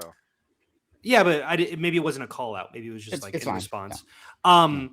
I agree with your outcomes. I don't know if I agree with your mentality though. But I do think that we should have locked more people up after the recession, after the financial destitution that happened.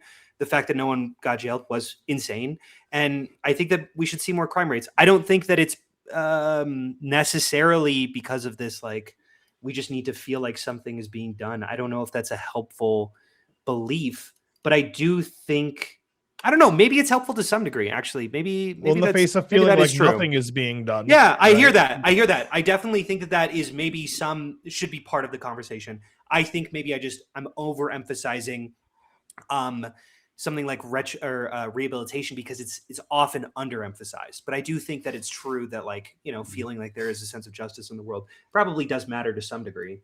Yeah, I mean, you can see this in a more direct manner in terms of like if you like the community knows or thinks it knows that like some guy who murdered kids, right, like got off scot-free, right? There's a heightened chance that someone in that community or a group of people in that community will take action, right, if they feel like the law can't do so. Not saying that's necessarily correct, but I'm saying like that's what happens when communities feel justice isn't happening. Now, I agree. In terms of white collar crime, it's more diffuse and it's harder to like gather people to do that, but it does explode. Occupy Wall Street was exactly that. It wasn't violent, but like it radicalized people. And I'm saying if you don't like radicals, like put these people in fucking jail. Wait, hold on. I want to say I don't think I hate radicals nearly as much as you think I do. I think I'm very aware that people are so populist because the system has largely failed them.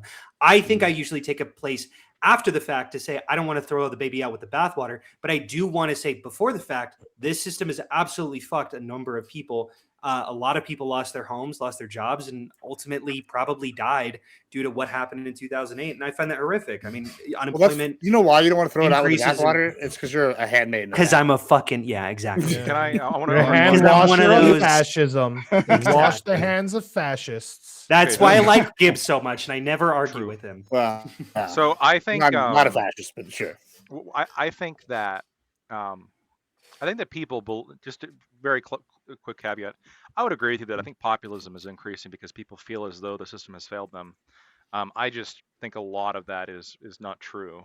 I don't think the system has failed a lot of the people who think it has, and that's kind of backed by a lot of the graphs we went over last time we were here. It's about housing. But We were just talking about housing. Where do you think that feeling is coming from? Housing, median income. I think that media makes He's talking about money median income. by making people feel as though something bad is happening. No. People tend to be more attracted and more interested in negative media than positive media. It's not, nobody gives a fuck in comparative wise if like a news story runs about how, yeah, actually the numbers show that you are wealthier and you are better off. Everyone's going to say, you know, they're going to Because either their not experience doesn't show care. that. Yeah, they're either going to not care, or the ones that don't fall into that category, they're going to say, well, that's bullshit. And then when the media comes out with something saying, well, no, actually this is terrible. Oh, of course, you know, then they're going to agree with that, right? Because personal bias. You know, it's very similar. It reminds me very much of, I think there was a Republican lawmaker who walked into Congress one time, and they were having a hearing on climate change. And he said, hey, speaker, and he threw him a snowball, and he said, here's your climate change. How could there be climate change if it's snow outside? I think this is the mentality that poor people approach society with, actually.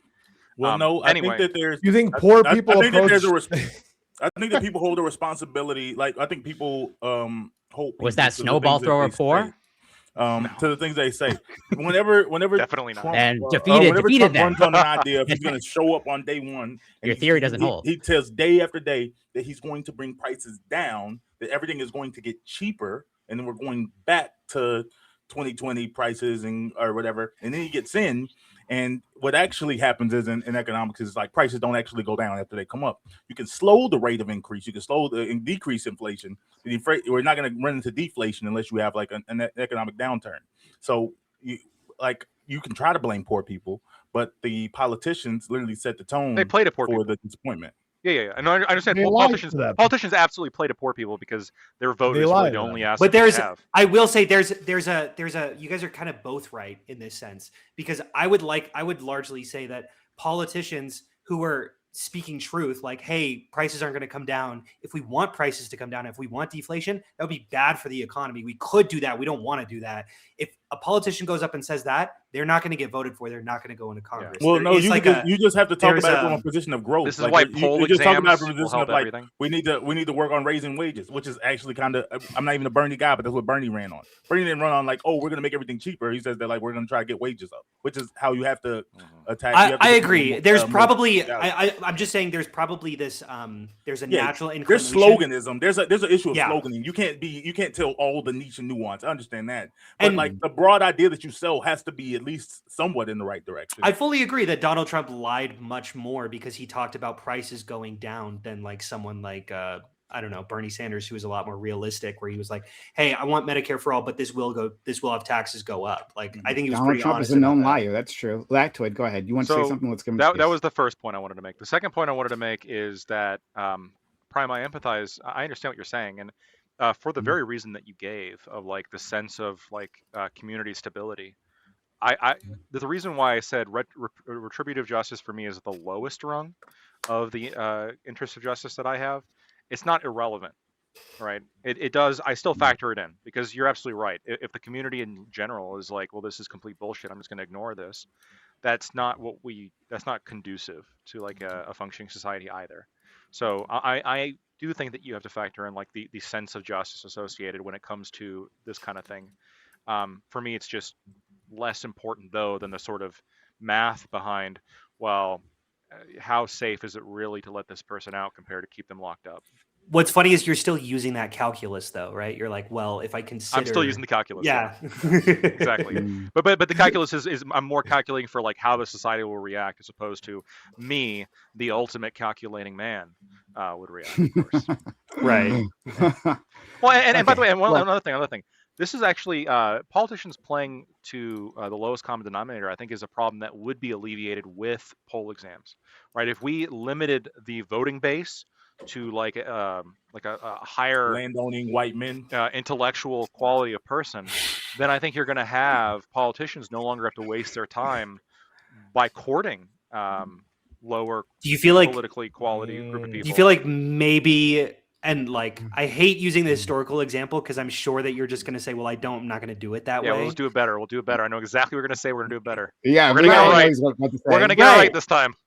I totally hear Right you. this time. But like, are you ever worried at test. all that like you could just We threw change the- it state to state? We or threw like, the baby. No, we threw the baby out with the bathwater with that one. Polling exams have never been actually declared unconstitutional. Racially discriminatory polling exams have, which I think is very fair. My idea of a polling exam would be it would need to be some kind of uniform system in which everybody gets the same test within the polity, Give me some whether of it the- be federal or state, and everybody needs to demonstrate a sufficient level of political knowledge in order for their vote to count. And then we can further modify how much their vote counts by their IQ, which is we already have tests for that, so that's not going to be. So taxation without Yeah. representation. That sounds good. That sounds like a good. Well, I don't think there would ever be Poor another people wait, don't there pay wouldn't be taxes. taxation What are you at talking all. about? Jesus. like What do you mean you they don't have pay it- taxes? like, Wait, you- wait, you wait. have it- Poor people pay taxes. No, they largely, get, on largely average, they speaking, get they're more. more recipients. Wait, of all like, do you than like? not. Wait, like, I don't want to I be want that you to guy, be honest but when today, you're purchasing because I things, there's a tax on what you're purchasing. They are paying taxes. Yeah, but they're and- also and- getting yeah, that they back should. in Medicare. Wait a Yeah, minute, they're, like- they're, like they're, to they're it. getting I that back believe in you- services, and more on top of that, their tax refund is going to be large enough to outweigh that. Most Hold on, I'm Wait, like, so for wait, this wait, let system, me but ask that you is another the way question the before you jump on system this. exists. Go ahead. Like, David. I know that you would stick to, like, I know that you say this principally, but I want to see if you would honestly say which party do you think would be more negatively impacted by that today? I think the Democrats would. And here's the thing. I know you disagree. I know. And, no, I'm just talking about like college education. Like, no. level- My response is, look, if you guys think that'll politically benefit you, let's just do it. I Let's think team up. Let's team up on this because Let's hey, just No, I know I'm right. Let's just- why do you actually think it would hurt Democrats? Like, based on what? have you seen Because Democrats? I've we seen appeal based all on the time. I've- First I've- question on the poll tax educated, I high- dived- Party affiliation is largely associated with a No, I think that we should. You And said you- like I- right I landowning dived men. into What this. if we? Would I've you be given- okay, Bam, if we I've just did like dove- landowning men, like of any race? Landowning white men. No, only no, landowning no, men. no.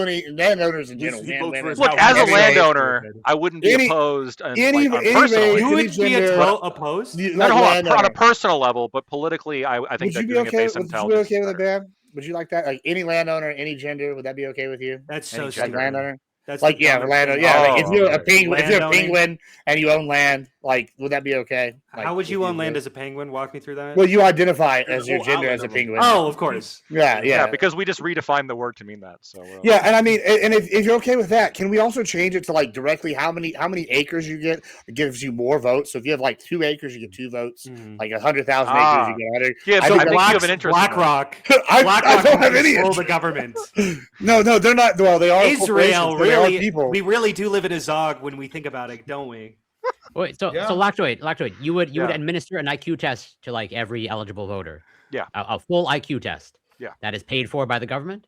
Do you yeah, do you ever I think worry that's that And like do you it's know how possible- If you have the IQ test, you do know still how need long it voter takes ID? to like do an IQ Or is test? the and a full, IQ like, test Well, assessment? also yeah, studying you for would voter you would ID? pair it with like so of course we'd have voter ID, and whenever you went to go get your driver's license or voter ID, which if you choose not to do it, then you just don't get to vote. Sorry, but if you choose to go get one of the two, then part of that process is of a IQ test, and IQ generally like could change very slightly over time, but it generally doesn't. So I mean, we wouldn't need to test you every time you voted. what? We really No, only need to test you like either once way, or IQ twice. IQ you is constantly know this is like a normalized over time. multi-hour like test. No, I think per person. Wait, but what if I wanted to up my score? Because you said like the higher you Oh. get, the better. You can't. I mean, you can't. I mean, you can't really affect your IQ. I can't all that much through retest? study. If you could study for it let and me get game like it. I think 5 to 10 points higher. I think if that's we're talking, usually- if we're talking about verbal IQ potentially, but I'm not even including that. I would just have like a spatial IQ test specifically. I think I that's feel what like I I looked could game into. it. And, Oh, and so yeah, large you're not doing the full IQ 37 test then. votes. A full Well, IQ test the is like problem hours with the an problem hour. with I'm not verbal, a the problem landowner with like verbal is verbal actually does have a knowledge base. Unlike spatial, verbal does actually have a knowledge base, which and specifically language based, which I can see the argument there about like how that could just inherently disfavor certain communities. Okay, here's the real Much question. more What's than the spatial. cutoff? What's the cutoff? Are we going 80? Are we going 90? We going Because 100? he's not doing an IQ test. No, Like, no, at the I end am. of the day. No, I'm doing if an you're leaving out IQ some test as assessments, Mensa. Whatever. Mensa takes an IQ Mensa's- test. The only Mensa's factor not- in spatial. that's Who- a made up. Mensa's not any sort of like official. Fine. Like We could body. no, we will make them the official. They'll be the official people. They're gonna run it. That's what we're gonna do. So says Lactoid TV. Boom. So says Lactoid TV. And then to answer the question of where's the cutoff, Yeah. you missed what I said. So the IQ would be a modifier. So how it would work is you would go in to get your base, like your driver's license, right? And there's like this hidden database that has your like IQ. Actually, I'm not even sure you need to hide the IQ part. Just but how dumb you got to be. Just answer how dumb you If you're fifth, okay. If you are Could force cut vote. if you're 70 IQ, but for some reason you're able to pass the step 1 of the voter test, like the political, the civics knowledge portion of it, then you can vote, but your vote's only going to count 0.7. But does that, if you're 80, does it count 0.8? 0.8. Yeah, I think my landowning idea is about equivalent. And then let's say you have 150. 1.3. Yeah, if you have 150 IQ, then your vote counts 1.5 times. And so it's like weighted. It's weighted towards the higher. So the And- average person has 1. Yeah, the average person yeah. has 1 vote. Exactly. The average person has 1 vote, roughly. But remember, in order to vote, you also need to pass the civics test. And if you don't pass that, then your vote just doesn't count. It's What's a good actually not civics true. question? The average person would not get 1 vote because Your the, point the- like 9 something. no, it 0.97. would go over because the tail end of the lower end would not vote, but the tail end of the higher end would. So you're Hold on. actually cutting off. Oh, Yeah. that's smart. That's true. See, So if I it was would higher be- it IQ, would be a if little my high. vote counted more, I'd Exactly. think of that, right? Exactly.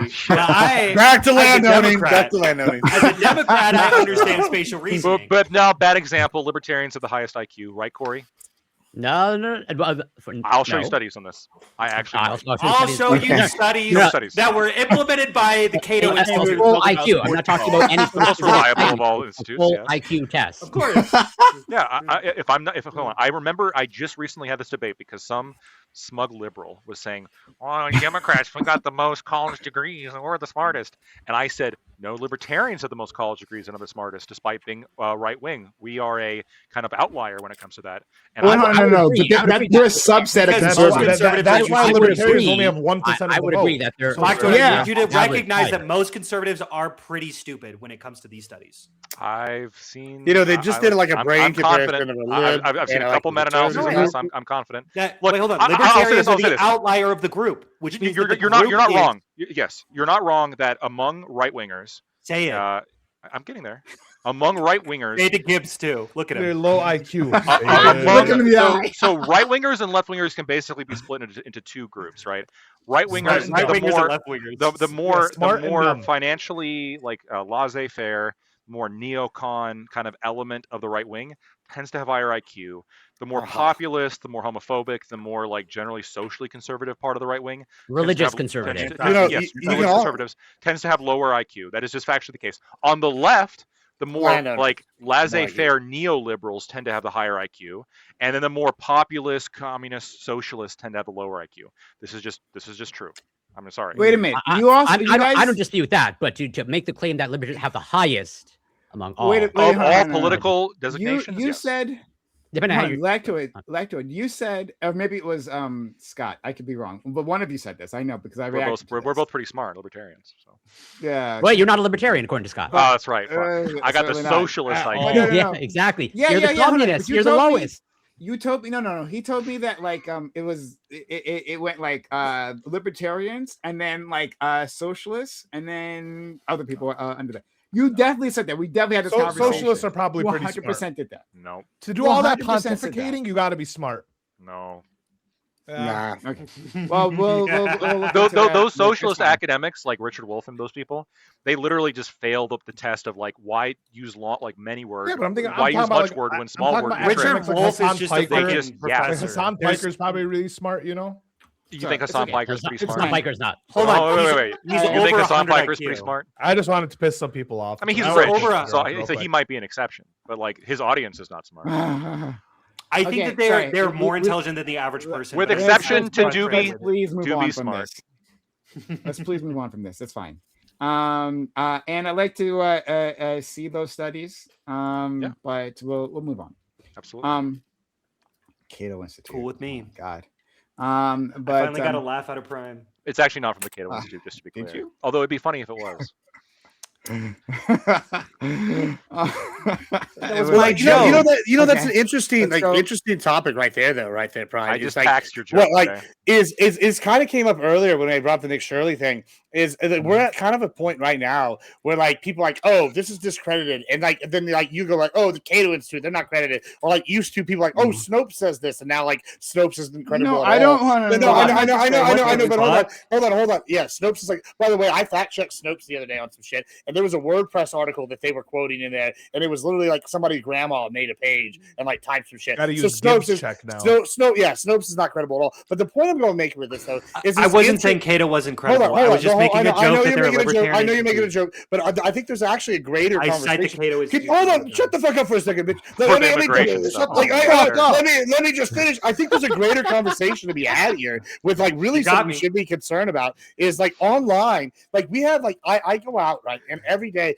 I'll talk to like liberals and conservatives and like ultra lefties, but the online world is so different than like the real world, like the topics. And like I'll bring up topics and I'll bring them up in here. And sometimes, and this isn't even a bash, it'll just be outright dismissed. You're like, nobody thinks that. And I'm like, bro, 15 people I talked to had the same conversation the other night when we were out. And like I'll bring it up and then I'll see it online like Facebook or something. We or, don't or some count other- the mental Oh, but you just institution. let me fucking finish, bro. That's I'm right, just Gibbs. Fuck like- these like- stats. My like, anecdotes are better. no, it's not even anecdotes, but it's interesting. I agree with you. That you come on and like even like different like websites like TikTok and Twitch and all these have different like YouTube right now is like a conservative bastion, and I'll bring up topics on there and they'll be like, "Who's saying this?" And I'm like, "Bro, we had a Prime panel on Monday about this," and they're like, "No retard saying this shit. Like nobody, they gotta be retarded." And I'm like, "Bro, like," and they'll say the same thing. Gibbs, your anecdote don't matter. And I'm like, "Bro, we literally had a whole 3-hour panel on this on Monday." We fight And the they're same like, fight, and my it's so brother. well, I know, thank you. And it's very interesting how these like webs don't overlap, but at the same time they do. And I think there's something to be concerned for here. Like, do y'all not agree with this? That no one agrees that the other person's worldview No, it's like- exists. And no one knows how to pronounce an anecdote. I agree. It's fucking no, he's saying No, he was saying it's the it antidote. sucks. no, but he's Oh. Yeah, no, the but what the Gibbs is antidote saying is is the that like antidote, there's all these worlds and bubbles that like Yeah. seem to like not agree that the other one even exists. And how are we Right, having yeah, any totally. conversations? I don't Yeah, think yeah, those people. that's- I don't think that exists. I don't know. It does. I'm joking. people It's have- part of the.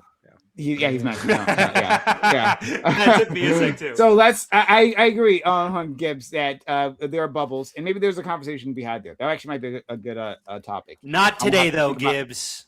Yeah. Yeah, Today today we talk about Get the the fuck outta NCAA. Hey! See, and we could have got to Right. the other topic if you hadn't interrupted me 5 times. I don't know. Oh god. Let's go to the actual topic. Gibbs, thanks for resubbing to the channel, being a real one. Hey everyone. Hope you enjoyed that intro. Okay, right? And we only had this long intro because everyone else was late, right? I was like, okay, I gotta come up with something, right? And I'm like, okay, what am I gonna do? I'm I gonna was 5 antagonize minutes late. Oh, is that I'm why going we to had it? antagonize Lactoid, and I then was here we early. are. Okay, he was. I think Ollie Um, was way later than me. Oh, You know, they say he was. showing up early is a Listen. sign of I get the perk of running on colored Intelligence. people time, so or we're maybe okay. intelligent people show up late. I think memory also is a signifier of intelligence. So maybe memorizing. No, I'm just joking. Sorry. Okay. So anyway, the point is, like, if you like that intro that went all over the place, consider supporting the channel. Sub to channel, get bits of gift subs if you're on Twitch, and if on YouTube, consider using a super chat. We'll put your super chat up on the screen. We'll have a conversation about your super chat. We'll bring it up and make it a part of the topic. So consider having us that way. If you're on Kick, just follow. Just follow us on Kick. We don't have anyone following. We have very few people count following on Kick. I'm not sure we've reached 10 yet. But in any case, just do that. That's all I need from you. But in any case, thank you all for being here. We'll get started with the actual topic for now. If you've managed to stick with us, thank you. But yeah, the actual topic will work on that now. All right. So, my computer is like crazy slow. I'm not sure is my camera like You're fine.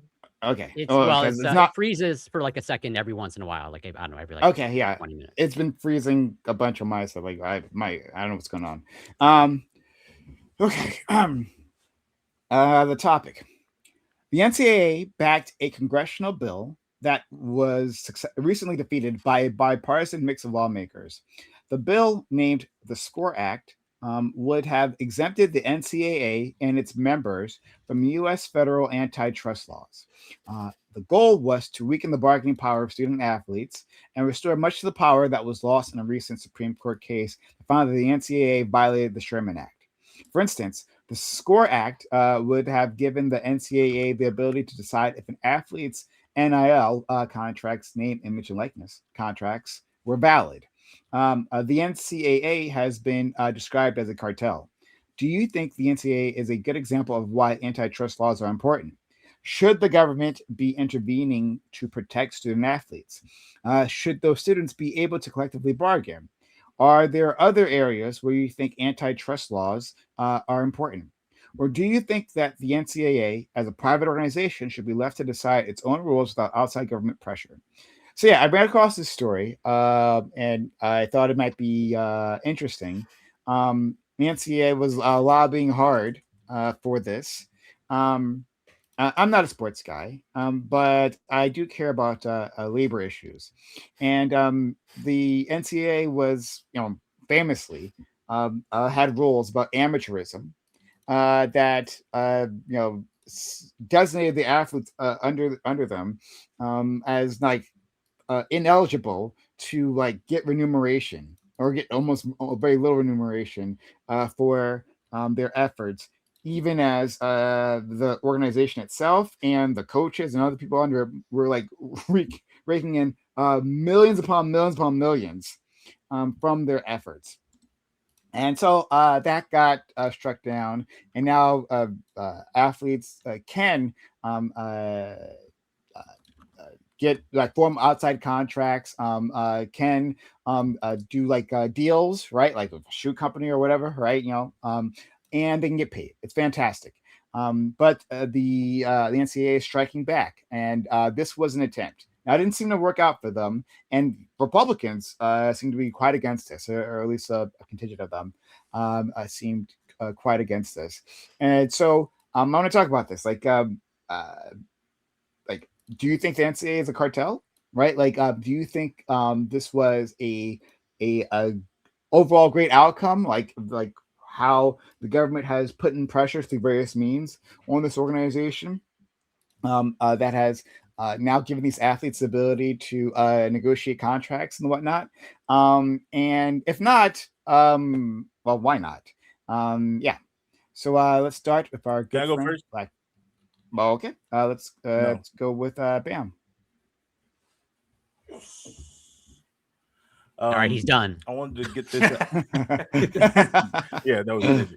No, I wanted to get this out there from a few different perspectives as someone who was a member of the NCAA Division One, as a former NCAA Division One athlete who didn't benefit from NIL. I came like right as the transition to NIL kicked in, so I didn't get the benefit from this. This issue is more complicated, and I think the framing of the conversation of the question shows, and I think that some people may be surprised, or maybe not, for my stance. At the coming down the Supreme Court ruling that Division I athletes have a right to make money off of their name, image, and likeness, I believe was a good decision. Overall, I believe that athletes shouldn't be prevented, just like any other student, from finding gainful employment or using, like I said, using the name and the name and image that God gave them, that they've earned and benefited from, in the money they make for these universities, to go and make an earning for themselves. There was a second case that allowed for the universities to pay the pay the athletes directly, like the universities pay the athletes directly. So the SCORE Act came in question because it's trying to make a framing around, essentially, it's trying to make NCAA trying to take some level of power back. So it does a couple things. One, it wants to create an some antitrust laws to prevent athletes from coming together and claiming to be employees of their universities and employees of the NCAA, so they can't collectively bargain against the schools. And the NCAA is a union, like they won't be able to unionize. I don't think this is a good thing. What it does do that's a good thing is it tries to create some balance. So in professional sports outside of baseball, you have salary caps, meaning that there is only so much money that universities you're trying to create some level of an even playing field. The issue being that the caps it creates is going to be based on your TV ratings. And the issue this runs into is, one, is going to benefit the bigger conferences that already benefit the SEC and the Big Ten, who do more TV ratings than every other all the other Power 4 NCAA conferences combined.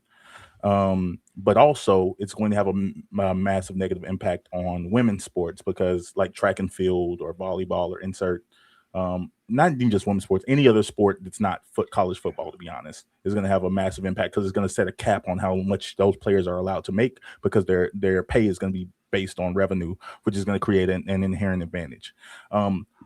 The problem, and I'm sorry, this is the last thing, I just wanted to put some framing out there. Take your time. Haven't looked into it. Okay, Scott. Yeah, I know, right? I'm pulling. Also, what sport? What sport, by the way? Football. Okay. Of course. Come on. The problems with how things are currently done right now, and I think this is universally, not like even the people who are against the SCORE Act acknowledge, is that we're kind of in a wild west right now. The athletes are getting paid both by the universities and by whatever contract and agreements they want to make, but they're in the in-between place where there's no contractual obligations. A player can get paid any money from pretty much any source, and they have no obligation to stay at the school, like to hold any like contractual obligations, and all of those money sources, like they're 18 and 19 years old, and they're making agreements to large sums of money for expectations that they can come to realize, like, oh, maybe this actually, maybe I wasn't responsible enough to make this level of agreement by myself. Maybe we do need to have functioning an agent system. Maybe we do need to have financial advisors built into the system. Maybe we do need to have health insurance, because I'm putting my body on the line for this level of money, which is something that the SCORE Act talked about. So, without giving a full opinion here or there, I think I will lay out opinion more into the open. I just wanted to flesh out that there is a split, and there is an argument to be had on this. Can I go next? Like, if you don't mind, Prime? Yeah, sure, absolutely. Yeah, as the other D1 athlete, actually, everything he said is like 100% correct. I did wrestling, he did football, so good. He's better than me. But I will say this, like he's absolutely correct with what he's saying. But let's go actually dive a little deeper. The schools that are actually really for the SAVE Act, they're schools that are in the old power conferences, the SEC and the Big Ten, that were not doing well. The schools, I'll give two examples that are like where they're offset. Texas A&M, where I went, is a big money school. They got a shitload of money. They're like number 8 on prestige all time, but they're not considered like the perennial power, because they're always like consistently decent, right? However, now, since the Manziel era and now the NIL era, they are now able to spend all this excess oil money that they get from the Texas like benefit program that we have, and they're able to use it indirectly to buy student athletes, basically. And so schools like Alabama, who have been a traditional power, are not able to do this to the level that UT and Texas A&M are doing, or Ohio State and Michigan are able to do, because they have other resources there. And so you're seeing a lot of the old powers very upset. Now, the flip side of this is that this goes all the way down to UIL. We're seeing high school athletes get money that shouldn't probably be getting money. We're seeing kids like this in Texas, and this comes down to the state by state problem, right? And so there does need to be some kind of national regulation that like will divvy this up across the board. But the NCAA is in the Wild West right now, and it's kind of an exciting time, but at the same time, it's really bad. And it's when you talked about, I missed the NIL era as well. Like I actually was like one of the worst NCAA D1 wrestlers of all time, right? However, I had a big following. If I'd gone, I could have probably got sponsored by all sorts of programs. Any Texas A&M quarterback, or say like Drew Tate from Iowa back in the day, they were never going to make the pros. Only 10% of athletes ever make the pros. However, they could have benefited greatly and sold their likeness into perpetuity like they are now, but they could have made tons of money at the time. Like Drew Tate was a huge name during his time at Iowa, but like now you've never even heard of him, right? Same thing with like some of these other quarterbacks like Gerard Johnson from A&M, some of these linebackers that just quite didn't make the NFL, but they were big names. These guys could have got paid. They could have got paid by the local local car dealership. These guys could have been benefiting.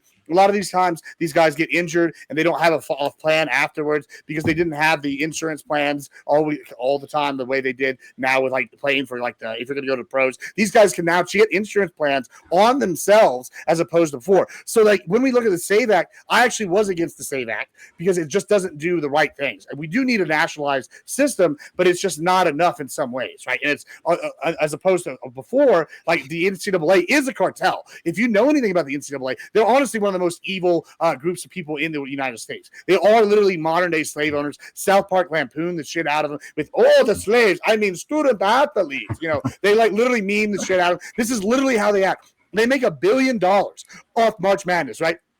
AC Law. He was Texas A&M's all-star. He made the March Madness, came back 3 times to get him to overtime, made him into like semifinals. Guess what? This guy made no career in the pros, got paid zilch, right? This guy could have probably lived the rest of his life just being AC Law. But instead, now he's probably working a car dealership or something, like somewhere where he's got a little bit of name recognition and he, can use it to sell some cars. It's sad because these guys got fucked by the NCAA. And we can look this out. Women's sports will be devastated, especially if they put a cap on it. Other sports that aren't as big, like will also be like horseback riding. You'll see soccer. Some of these other sports, where they don't have this because they're going to cap it all sorts of ways. Say that, not the answer, but we do need an answer. And the NCAA is honestly evil cartel owners and plantation owners. Fuck them, motherfuckers.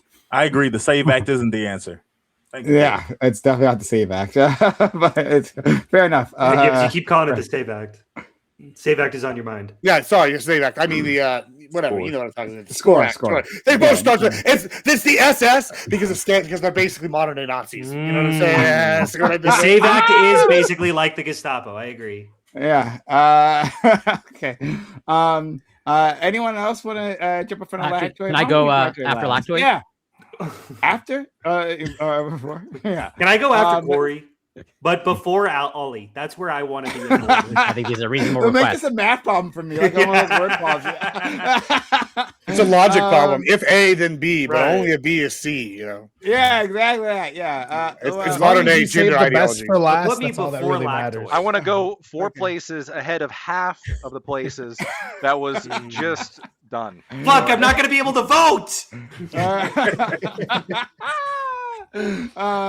Okay. Let's go down. Lactoid, go ahead. Thank you so much. Yeah, I mean, this is one of these situations where I don't know if you're gonna get too much fight, Prime. Yeah. There's a reason I think why this bill was shot down by bipartisan force here, which is that there's some genuine free market concerns as well. The SCORE Act puts a bunch of regulations on what student athletes can do and what they can accept, and basically does place the NCAA in this position of power through legislation.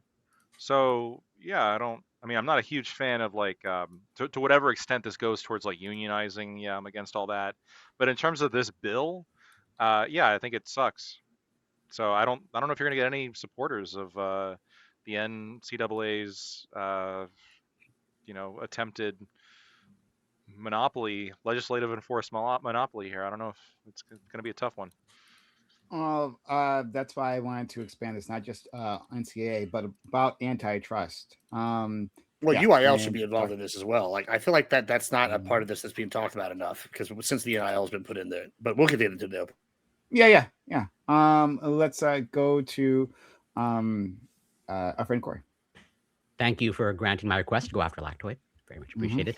And well, I actually also agree with Lactoid's overall sentiment. And I also have no problem pleading ignorance of like, I don't really know how the NCAA works, or even just largely how college sports works in the United States, since I don't care about them and I think they're stupid. But I don't see any reason why, but someone Typical can illuminate Canadian me. answer. Yeah, my ultimate answer, okay, to all of this is ban football, ban baseball, ban basketball. There you go. Problem solved. Let's get into that. Let's get into that. But one of the last things I'll say is like maybe someone can illuminate as to like why, or maybe there's the reason why there's no disagreement of like, yeah, why the NCAA is like, I don't know, different or seem to be regulated differently than the NBA or NFL, or like, yeah, this historical, or at one point this carve out for student athletes. But then it's like, well, do the student athletes have official coaches? There, it seems to be a little bit of disconnect there. But all that to say, he's like, yeah, I don't support it either, from what I can tell. And it seems like a ridiculous thing. And I still stand by ban football, ban baseball, ban basketball. Basketball. Okay. Basketball. Wait, hold on. Why basketball?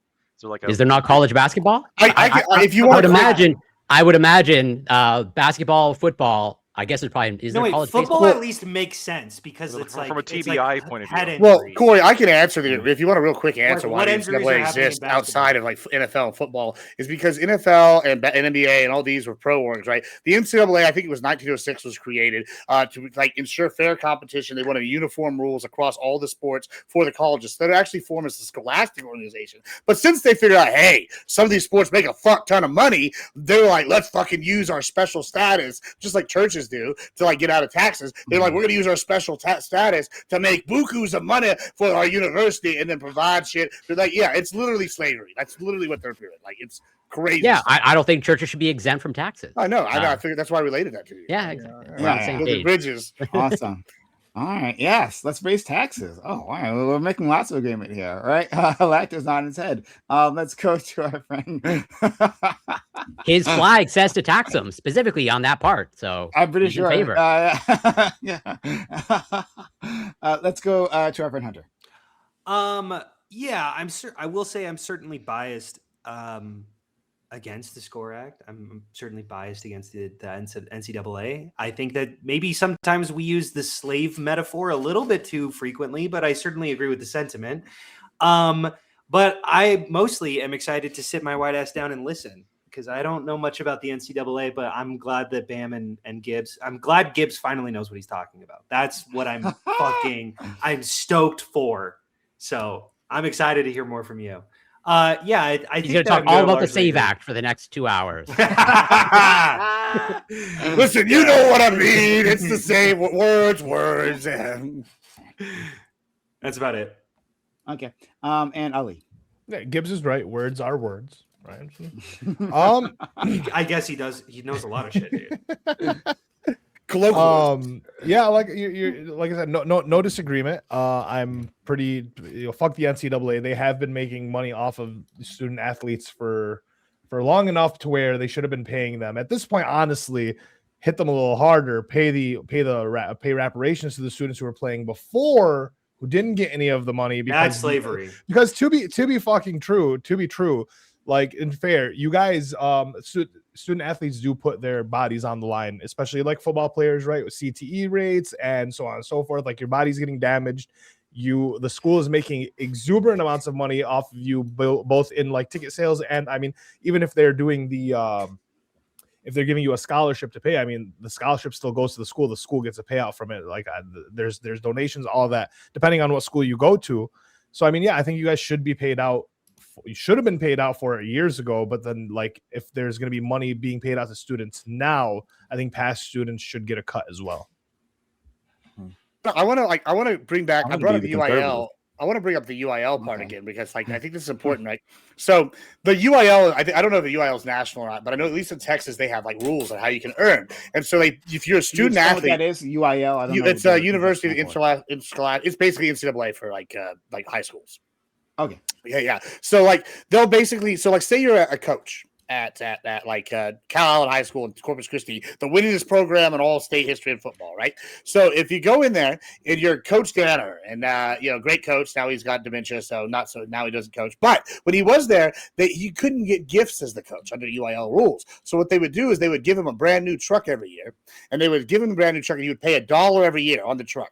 Or like $18, I think, after they changed it. So literally, he's getting a brand new truck every year to stay at this school because the boosters are paying the truck over there, and he's paying $1, $18. Now, the kids, if I was the quarterback, Dustin Vaughn, for example, one of the guys that weighed the pros for Callan, if he was over here going to say, hey, I'm at Callan, I want to do a interview, or I want to go do a commercial for Wildcat Ford across from the campus, I can't do that. They're going to shut me down. That's bullshit. Instead, they expect him either to work full time and not be able to contribute to the schools and practice and do this, or they expect him to take it up the ass and just make the school money. So this is kind of like the crazy aspect of this, where they don't want the kids to make money and they don't want coaches to make money because the UIL is doing this, and this is all covered now. I know the SCORE Act specifically focuses on NCAA, but this is part of the reason why it's bad, is because the NIL has made this shit the Wild West, and like the NCAA is backed by these perennial powers. It's like Alabama,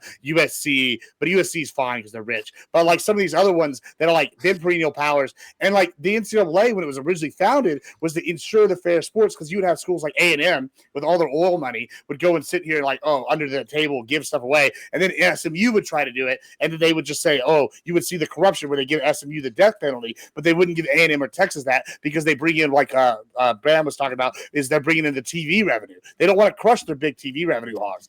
And so as schools have been progressing, even before the NIL, you have schools like Boise State who have been making tons of money like off their TV revenue in these areas, but the bigger schools don't like that, and so they would go and force them out. And then Longhorns, they were big enough, they had their own network, but the SEC didn't like this, and so they backed it out, and they were like, as part of joining the SEC, you have to get rid of the Longhorn network and stuff like this. So this is kind of a way for the NCAA to guarantee power with their exemption status, and that's a big issue they have with this. And then like I said, the NIL is so big on across the board with high school athletes, and like that's not talked about at all, which I think is even more impactful if you're growing up, because if you're a high school kid, all the thing Bam said about financial advisors, yeah, you might graduate college, you might be intelligent enough to get into college and have financial advisor. Okay, cool, that's one thing. But if you're like a 15-year-old kid and your family's dirt poor and you're like the most athletic kid on like a high school, you probably do need a financial advisor if someone's coming in there paying you, I don't know, $8K or $10K to like do a commercial for like a local car dealership, and they don't have that, and this act didn't address any of that.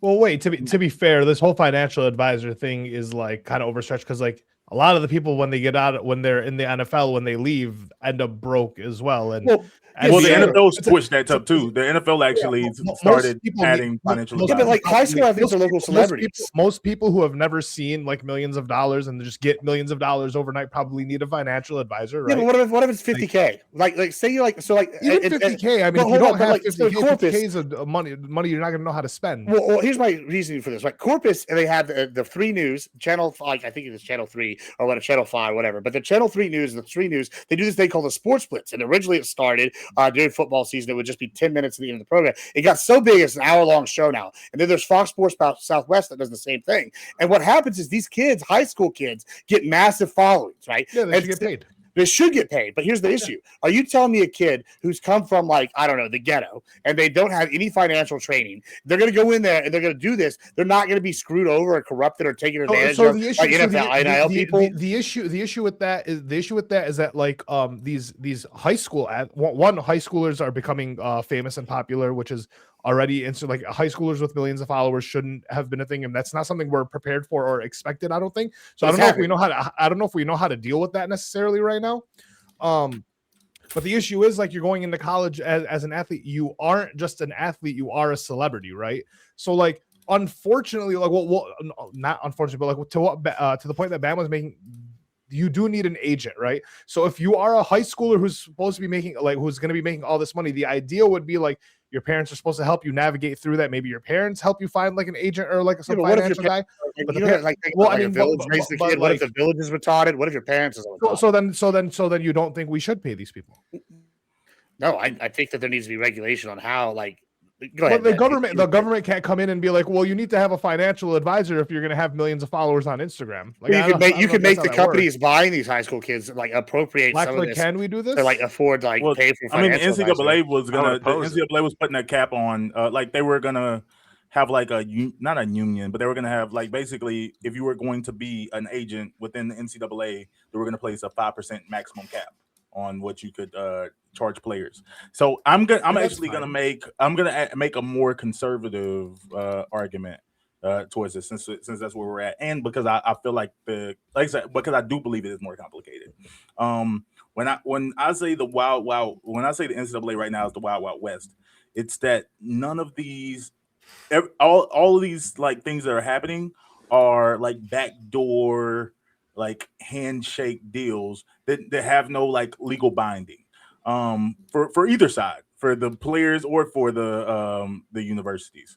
There is no industry, there is no one like navigating or setting what the rules are supposed to be and what the standards are supposed to be to do this. And I think that's the thing. There are no rules right now. A kid can take some money and say he's coming to your school and never show up, and there's nothing they can do about it. And the school can promise you playing time and $250,000, whatever, and you can show up and they don't give it to you.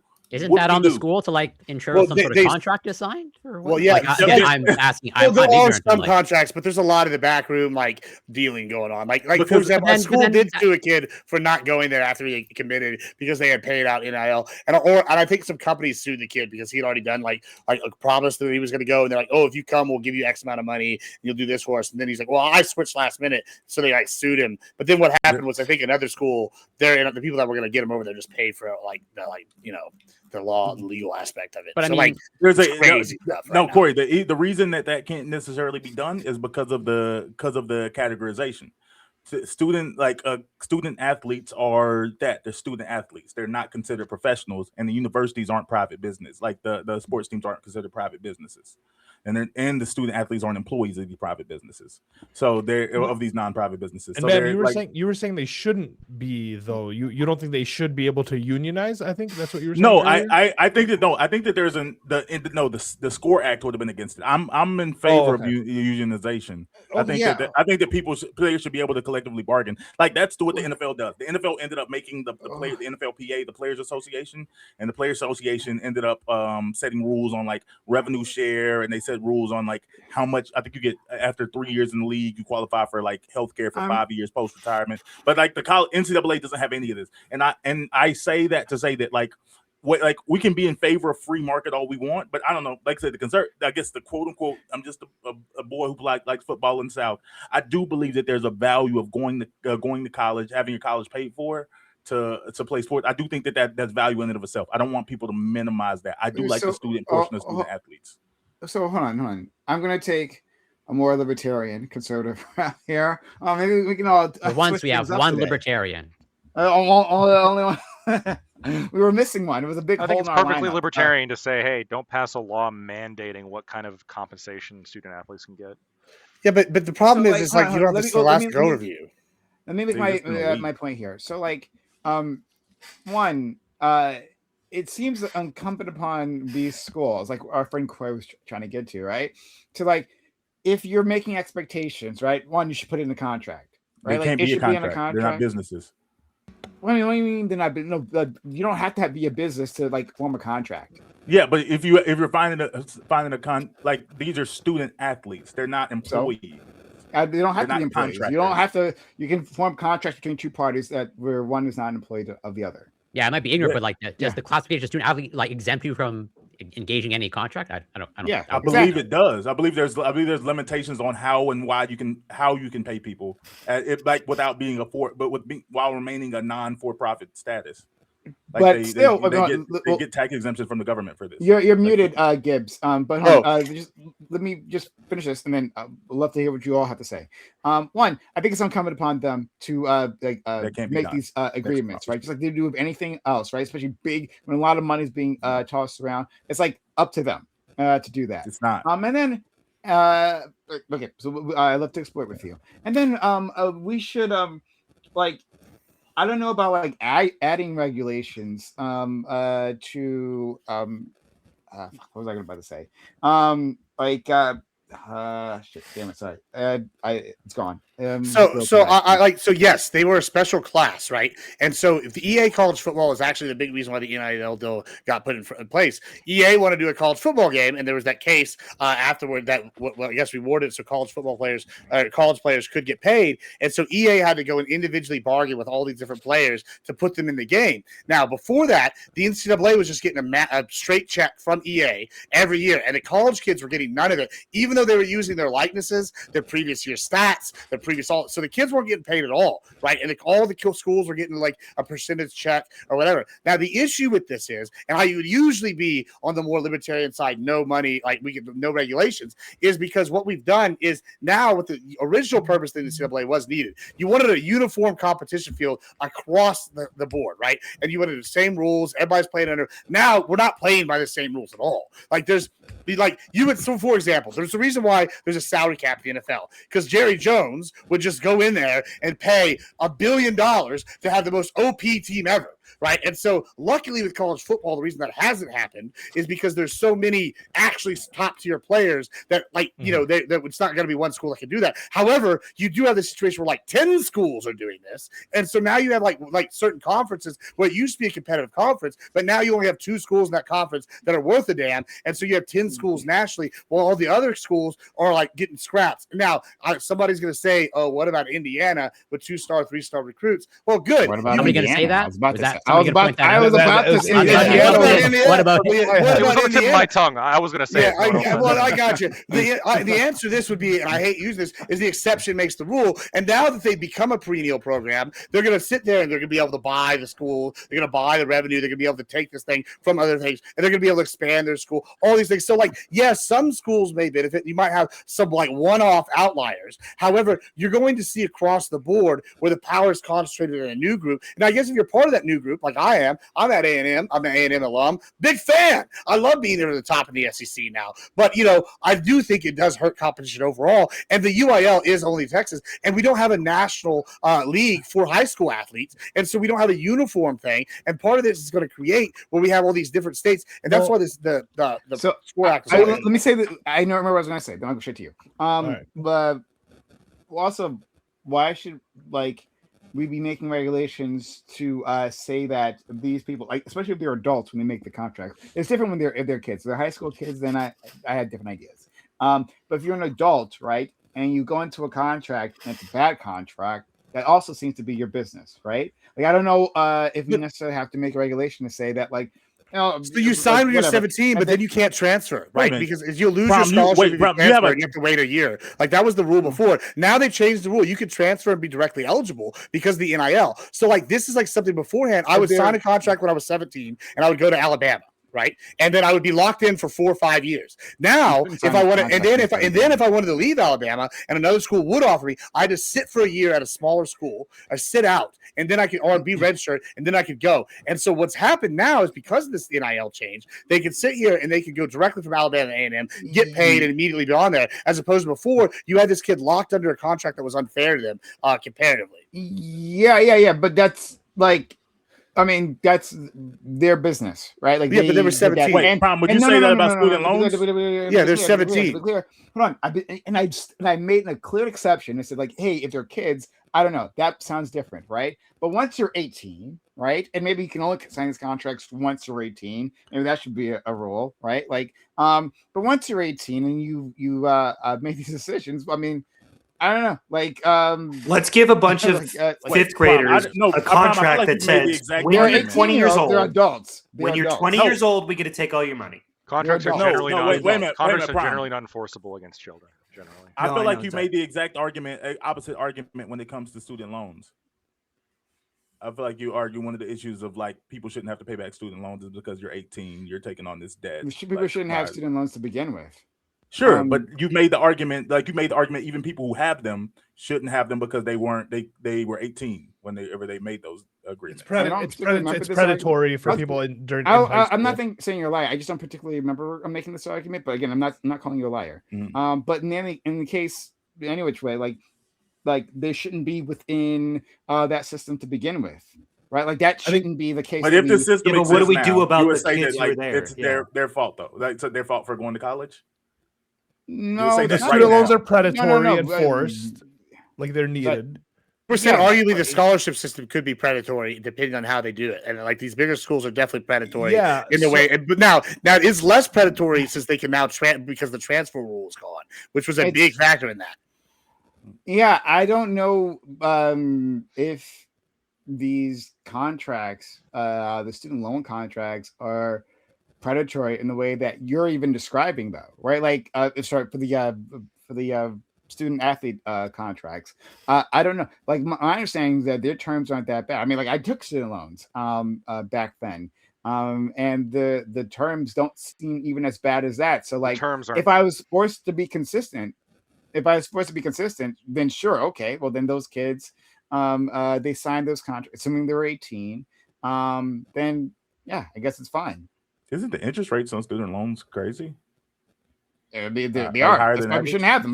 Once again, No, my prescription is, hey, the U.S. should pay for everyone's colleges, right? the So like boost, that- think- the boost in income. The boost in income is like significantly more than It's what worth the it. actual. Yeah, debt it's cost for is. sure you worth go- it. But, like, There's for also example, most largely a student debt- pause while you're at school. Yes, on there interest. is, and you can also get deferment for other reasons, a whole bunch. But this is why the most student debt is held by higher income populations in the United States, right? So That's why, largely speaking, if you get rid of student debt, it is actually regressive. It it actually is regressive. benefits Yep. the The I highest. think higher I think income it's people. not. Yeah. I think it would be what I've heard is actually it can be beneficial for undergrad. I think post secondary. No, even for Still, undergrad. Still, it's yeah. I Undergrad. it's the understand what you're income- saying, but you're still in the- there's benefits though. The benefits outweigh the. Yeah, the well, no, the negativity. benefit is you give like wealthier people a bunch of money, which you should. My argument is that you should have free No, there's a college, lot but of you people should who not. don't finish college. Yeah. I agree. My opinion is usually you should make free college, but you should not wipe student debt. That is a regressive tax. Again, There's Uh, so many I'm people I'm who about to say, don't I don't want to make this benefit, about student debt, What? but I'm who just saying didn't there's- finish their it is- degrees, so on and so forth. I'm That's not fine. even. No. Sure, but people who finish their degrees, it is largely speaking, the student debt is largely held within the highest quintile of the American Yes, because the population. vast majority of student debt isn't held by undergrad. I It's also held think by one postgraduate. suggestion that I think would be really interesting would be I've heard some people propose this. I don't fully know what I think about it, but I can think it might have some positive market effects. Is that you make college loans bankruptable, but the debt gets transferred to the institution that you went to. So if you graduate from a college and you like are poor and What you can't happened? make any money, I killed him so much. I just Yeah. fucking- What if you get what if you like get Yeah, the wasted? ultimate What if you dunk. logic what if you destroyed get them. wasted every day and then just like don't So- show up to class and you drop out? Should the school still well, take yeah, the- I mean, yeah, that's the thing. You would have to have like some kind of like but process. they can't where, like, prove I did that. yeah. If the school can prove some kind of no, but what you would do is like that would incentivize. Well, you get academic probation and so on and so forth. It would Yeah, incentivize them yeah. to actually fucking make it work. Yeah, because but then now they're, it's but then they're like just gonna raise this lower the standards. So like, oh, we're gonna No, put they were academic raising probation on standards. anybody. No. Say like right now, I think academic probation is like what 2.5 or 2.8. I did not hear a word of putting on it. the school Yeah, system. Yeah, he what never are you slurs, saying? by the way. He never ever slurs. slurs. I think academic probation. Academic Academic gonna be, like, probation. Okay. 2.8 like a GPA or like 3.0 or 2.5 depending. Totally what they're different gonna do from is just gonna like raise it or lower it. It's like, oh, okay, everybody 3.0. No. 2.2, You would but have not to. anybody that drops in there for any reason. No, I understand. academic I understand. You would have to have some kind of like. It's not going to be so simple. But like when you look at what the actual effects of this would be is. Universities are going to be incredibly incentivized now to be more selective with who they allow in, and also to put in tremendous amounts of effort to make sure that their That it's graduates worth it. have marketable skills and can make a lot of money. Because if they're on the hook for the debt that a student incurred, I hate if this they idea. can't I'm make with money- it. I Let's hate do this it. idea. I think this is probably this there's idea. probably going to be some Awful. downstream effects, but I'll hear it. I feel like But Lactose is always I don't about think it's giving going to people probably work less out. access to Th- things. Like he's this always is like an all his awful policies idea. come back to people. Yeah. Less people Oh, deserve wait, it. just to be Rather clear, than just to just, be clear, no, like- this is the most progressive idea I have because as it stands right now, student loans are not bankruptable. So like you're just Yeah. stuck with them for life until you pay them off. Yeah. So my proposal is actually more progressive than most of my in the opinions. current system. No, And by the way, but I'm not sure about what I actually feel about this. I want to make that clear because it is progressive, and that's an indication that's terrible. So I got to be a little bit careful here. There might be some pitfall that I'm not aware of. I'm just trying to think about like certain ways to fix this. We should be paying back loans from the past, right? Which wouldn't benefit me because I already paid off my loans, right, from undergrad and graduate. I already did that. So we should be doing that, even though it's not going to benefit Prime, right? Because Prime can operate in that way. You should get that money back, Prime. Yeah, it should benefit other high-income people. You should get reparations for paying your student loans. Wait, do you have a counter to that? Like the fact that most student debt is owned by doctors who make actually I do have a counter to that. That's extremely limiting to doctors. Like if I could not, they make $200K. Oh no, hold on. What is a doctor of like? Don't worry, I'm going to spell it out for you very quickly. Doctor of art. Because like if I couldn't, like let's say like, oh my god. So let's say I couldn't. I'm in Congress and I can't get a bill passed for universal college tuition, right? Government paid college tuition, right? Then the thing that I would accept, right, just under that would be just doing it for doctors. Okay, here's right? what's crazy just for doing it for doctors. To me, and hold on, I'm gonna explain it. Don't worry, I'll explain it because it makes sense, right? The reason why that's such it's an awful idea is that not to pay for them is because doctors are then forced, right? They're forced to go into specializations that they don't want to do, right? There's it skews the think field, of the doctors. Field. Yes, actually think of the doctors. Think of the people who have $200,000. Unironically, think of the doctors because if you think about the doctors, then they and give them I'm a doctor of theater then arts. they can think about the patients. These poor anesthesiologists, they make so much money. Sorry, let me make the case and make the case, and then you can make fun of it. It's fine, okay? Okay. It skews the landscape of the medical field. This is well known, right? Prime is not just making this up. He's not pointing this out of his ass. It skews the medical field to specializations, and it skews our remuneration because those doctors, right, because they need to pay down their loans, they advocate, right, for higher remunerations for each of their tests, right, and then the hospitals, right, they all skew to like let's make our patients do useless tests, right? This skews where the money goes, where the majority of it should go to general practice. And a lot of doctors want to do that, but they can't because they're buried under student loans. It's crazy, actually. So that because if and I've said this many times before, right? That Medicare for all doesn't really work in this country without paying for college tuition, because we need to increase for doctors, because we need to increase the amount of doctors available, right? And massively increase that supply. But this is a huge barrier for them. So yeah, and I'd be fine also because I'm not thinking of the doctors, right? I don't care about their pocketbook so much. I'm fine with then lowering their payments overall, right? That works for me too. The point is not to have them under debt. That's the issue.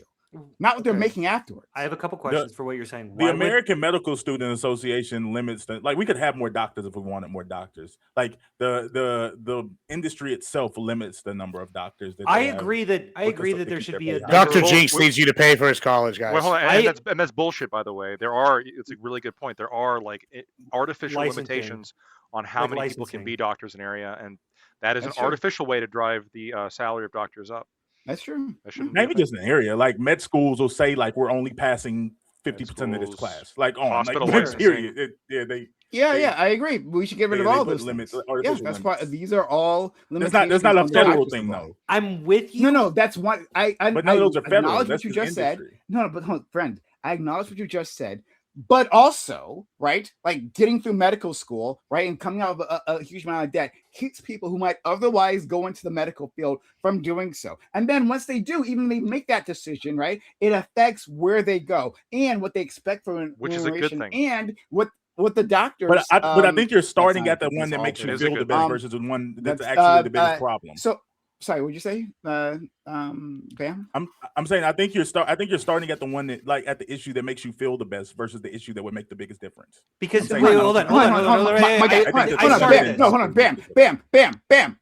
Honestly, please. Please. Can I ask a question? Do you think I'm against all those other things? I literally just said, hey, I agree with it. Right? No, it's not about But against. This is specifically- talking about where, but- like, but where we hold put on. our priorities. But specific- When y'all say doctors, do you mean only specifically the medical thing that I was doctors? asked about Yes. was my stance on So, like, He said that this would be the second tuition, closest right? thing if That's he the couldn't thing I'm get the talking other about shit. right now. But I agree with doing all that other stuff. Prime, I take it all Just down. to cl- I just said to you asked clarify- for it before. concession. I Just said- to clar- I talked just about to- it just before. to I talked about the clarify. AMA When do you before, ever talk about the because as second soon as I best learned option? about that, I thought that was disgusting. We gotta go back to Just- the Yes, question. just- and I say. agree just with to all that. clarify- It's so weird. Why would Just you to say that? just to clarify, when you say doctors, we're not talking about like doctor of archaeology. That No, he's talking about medical talking about doctors. these Medical other doctors. I doctors. said medical Are doctor. you medical new to the doctors. English language, I'm Gibbs? just Gibbs- making Gibbs- sure. We're Technically, just making technically, sure. I was talking you and about I are both doctors in the technically hospital. doctors. I'm getting Technically, some messages. doctors People are patients asking what sometimes. doctors we're No, talking I know about. because I'm Gibbs is a doctor. Gibbs is actually a Yeah, doctor as yeah, well. we got- I'm we got also a those doctor. doctors. Sometimes Technically Dr. speaking- Jill Biden needs to go into the I know. hospital, and then Dr. she's Jill. a doctor in the yeah, hospital. Jill Biden insisting on doctors is the cringiest shit. I have agree. no Um, student loans. very with my cringy, doctor, but you know. but I'm hold fine on. with you going by doctor. I just no, know it's that when cringy we as fuck. call doctors, we call them doctors. Yeah, it's cringy as fuck. It's No, attorney. really, I'm whatever. I don't honestly, really care. nobody should go by doctor unless they're a medical doctor. This is my hot take. I think that's Fine. how it should Well, be. what if I you're don't like really care. Lawyers should That's go by fine. I Esquire. agree. I That's agree. fine. Wait, Yeah. if you're a doctor of like poli science, you shouldn't be like Doctor So and So. No, like, no, you no, We call him Dr. no. King. They Hey, should call it look, like, different if thing. you're a member of one of those, bow tie, thick glasses kind of industries, we can call you professor. That's fine, okay? Yeah, I think that like professor's titles are There's important Eucharist for on Windows. designation. rocket Professor science. Yeah. Titles I think for me are important for designation and social understanding. And so if most people understand doctor to mean medical doctor, that's what it should be limited to. Come on. Yeah. Like, So, like it- rocket Back to science. it, guys. back to it. Professor So Bomb. dumb. Do you go by Esquire? I feel like all. I don't know. lawyers- I am think the it sounds good. I could go by Esquire, but it sounds conceited, so I don't. Yeah, Really? it does. I think it's so It good. for But sure you does. should, You sound but you British, should. and you Right, don't yeah. want to sound Esquire. British. No, but What's but the other one? there's Judas. already- What's the other one? Judas. What's the no, Juris I Doctor. have a Juris Doctor, but Okay. nobody really goes by that. I mean, if I'm in the like, I will go by like attorney, because Attorney is a good one. that's Yeah. very very much communicates. Esquire is this weird kind of esoteric. Attorney old- is like a lawyer that passed the bar, right? Like if you finish law school, attorney. you're a lawyer. Yeah. So Yeah. it's a little bit weird, but if you Yeah. graduate from law school, generally you'll be called a lawyer. If you are a lawyer that is licensed to practice law, then you're an attorney. You're an attorney. Is Yeah. generally how it works out. Okay. Yep. So yeah, these designators.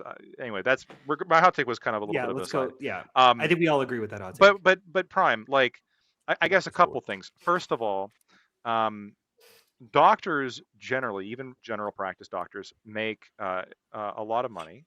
They make enough money to account for the large debt that they have. I don't disagree. It is generally true across the board, and there are several studies that prove this, that the extra money that you make from going to college and taking on the college debt to go to college more than pays for itself. I don't see it as a problem that people feel motivated to meet market needs by going into industries that pay higher because there's fewer of them, fewer supply as compared to demand, to try to fit that. I don't see that as necessarily a problem. And I don't also really feel that simple. And I understand maybe like feeling sympathetic for people, like if in a market sense they really fit a niche, but like the market sense kind of sucks for them, like they're poor or whatever. I sort of understand I sort of understand the sympathy to them, I suppose. But these kind of like higher end professionals, I just don't. I don't have sympathy for them, and this is myself included, right? Like these are people who are going to live better, on average, significantly so, especially with a doctorate, far more than somebody who's never gotten one. Yeah. Far more than Yeah. people who are blue collar or working So retail. this is why. Not even Yeah, close. that doesn't speak to their This quality is of why life. liberals. This is why liberals fail. Right. This is why liberals fail. Why they hand wash for Because fascists. I know. Oh, Yeah. yeah. When you look at you agreeing with a conservative, right? Look at hand Wow. washing how- for fascism. Yeah. No, I mean, How of is course this he does, right? fascism? Yeah. I don't Us care saying we don't because- want to. because because I don't give a fuck about Come on over, Hunter, your come on. sympathies, right? This Fuck isn't you, about Gibbs. sympathies, Hunter's right? already there. I'm listening. And certainly, right, was surprised that a conservative doesn't have sympathy for a population. Hold on. Wealthy right? Like doctors. who hasn't seen this before, right? But again, I don't give a fuck about your sympathies, right? And my policies aren't about sympathies. My policy is about making this country better, right? And the policy that I prefer, that I also made clear any which way, is across the board of paying for college tuition, because Let's we throw on want to yacht debt. eliminate the friction. We want to eliminate the friction. Yeah.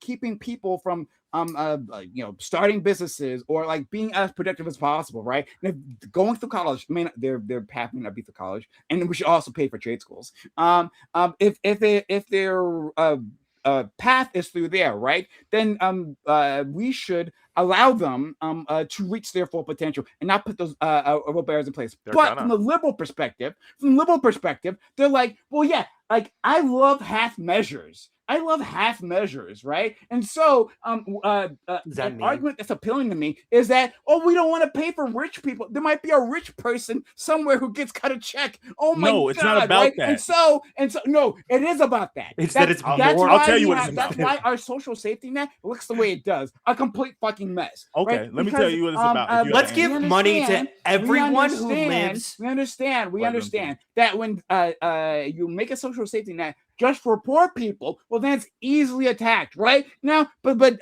here's the liberal, like Nana said, yeah, let's means test it. Oh my God, a rich person might get a check. Oh no! And that would be the first time. That would be the first time in American history that a rich person disproportionately rich people get a check. Let me happen. Wait a minute. That never happened before college. Disproportionately rich people get checks. It's the only checks. time. And now that would be such a loss. I'll get a rich person. Disproportionately wealthy people get checks. This would be like having let's pay off. Yes, let's pay off everybody's yacht debt. Let's pay off everybody's yacht debt next. I like that idea. Can I get a yacht? Can I buy a yacht? Over the poor. Hold on. I want to talk about if we make the benefit universal, then it's harder to attack. Simply the case. That's how it always works. Hold on. Can I go? Even though Lacroix desperately wants to get rid of it, right? We still haven't managed to get Medicare because of the universal program.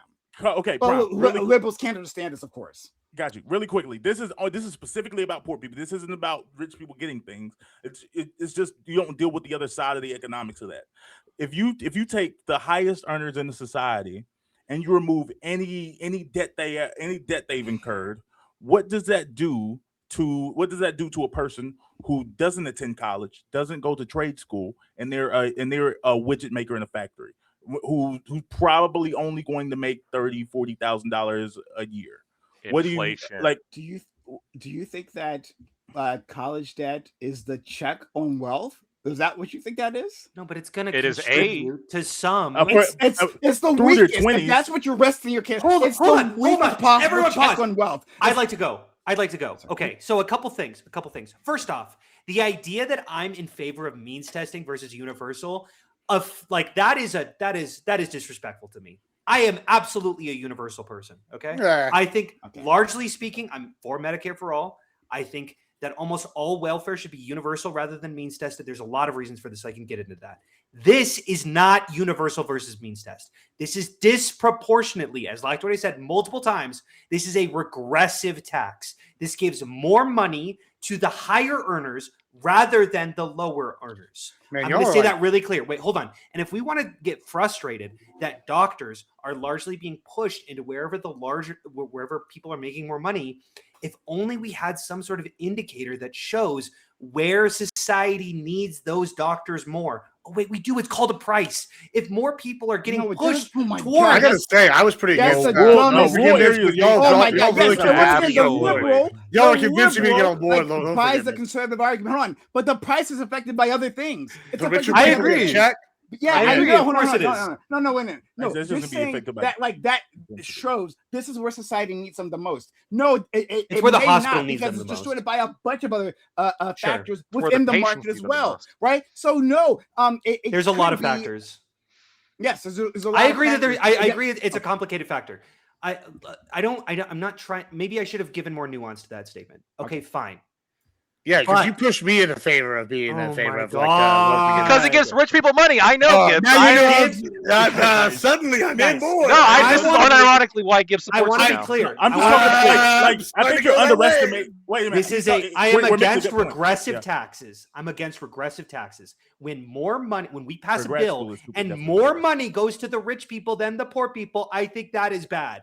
Now, Right. I think it's fair. Ollie brought up a good point. If you drop out of college, you are saddled with a ton of debt and you aren't able So to none climb of back them- out. Now, largely It's a speaking, because disincentive you for dropped dropping out, I agree.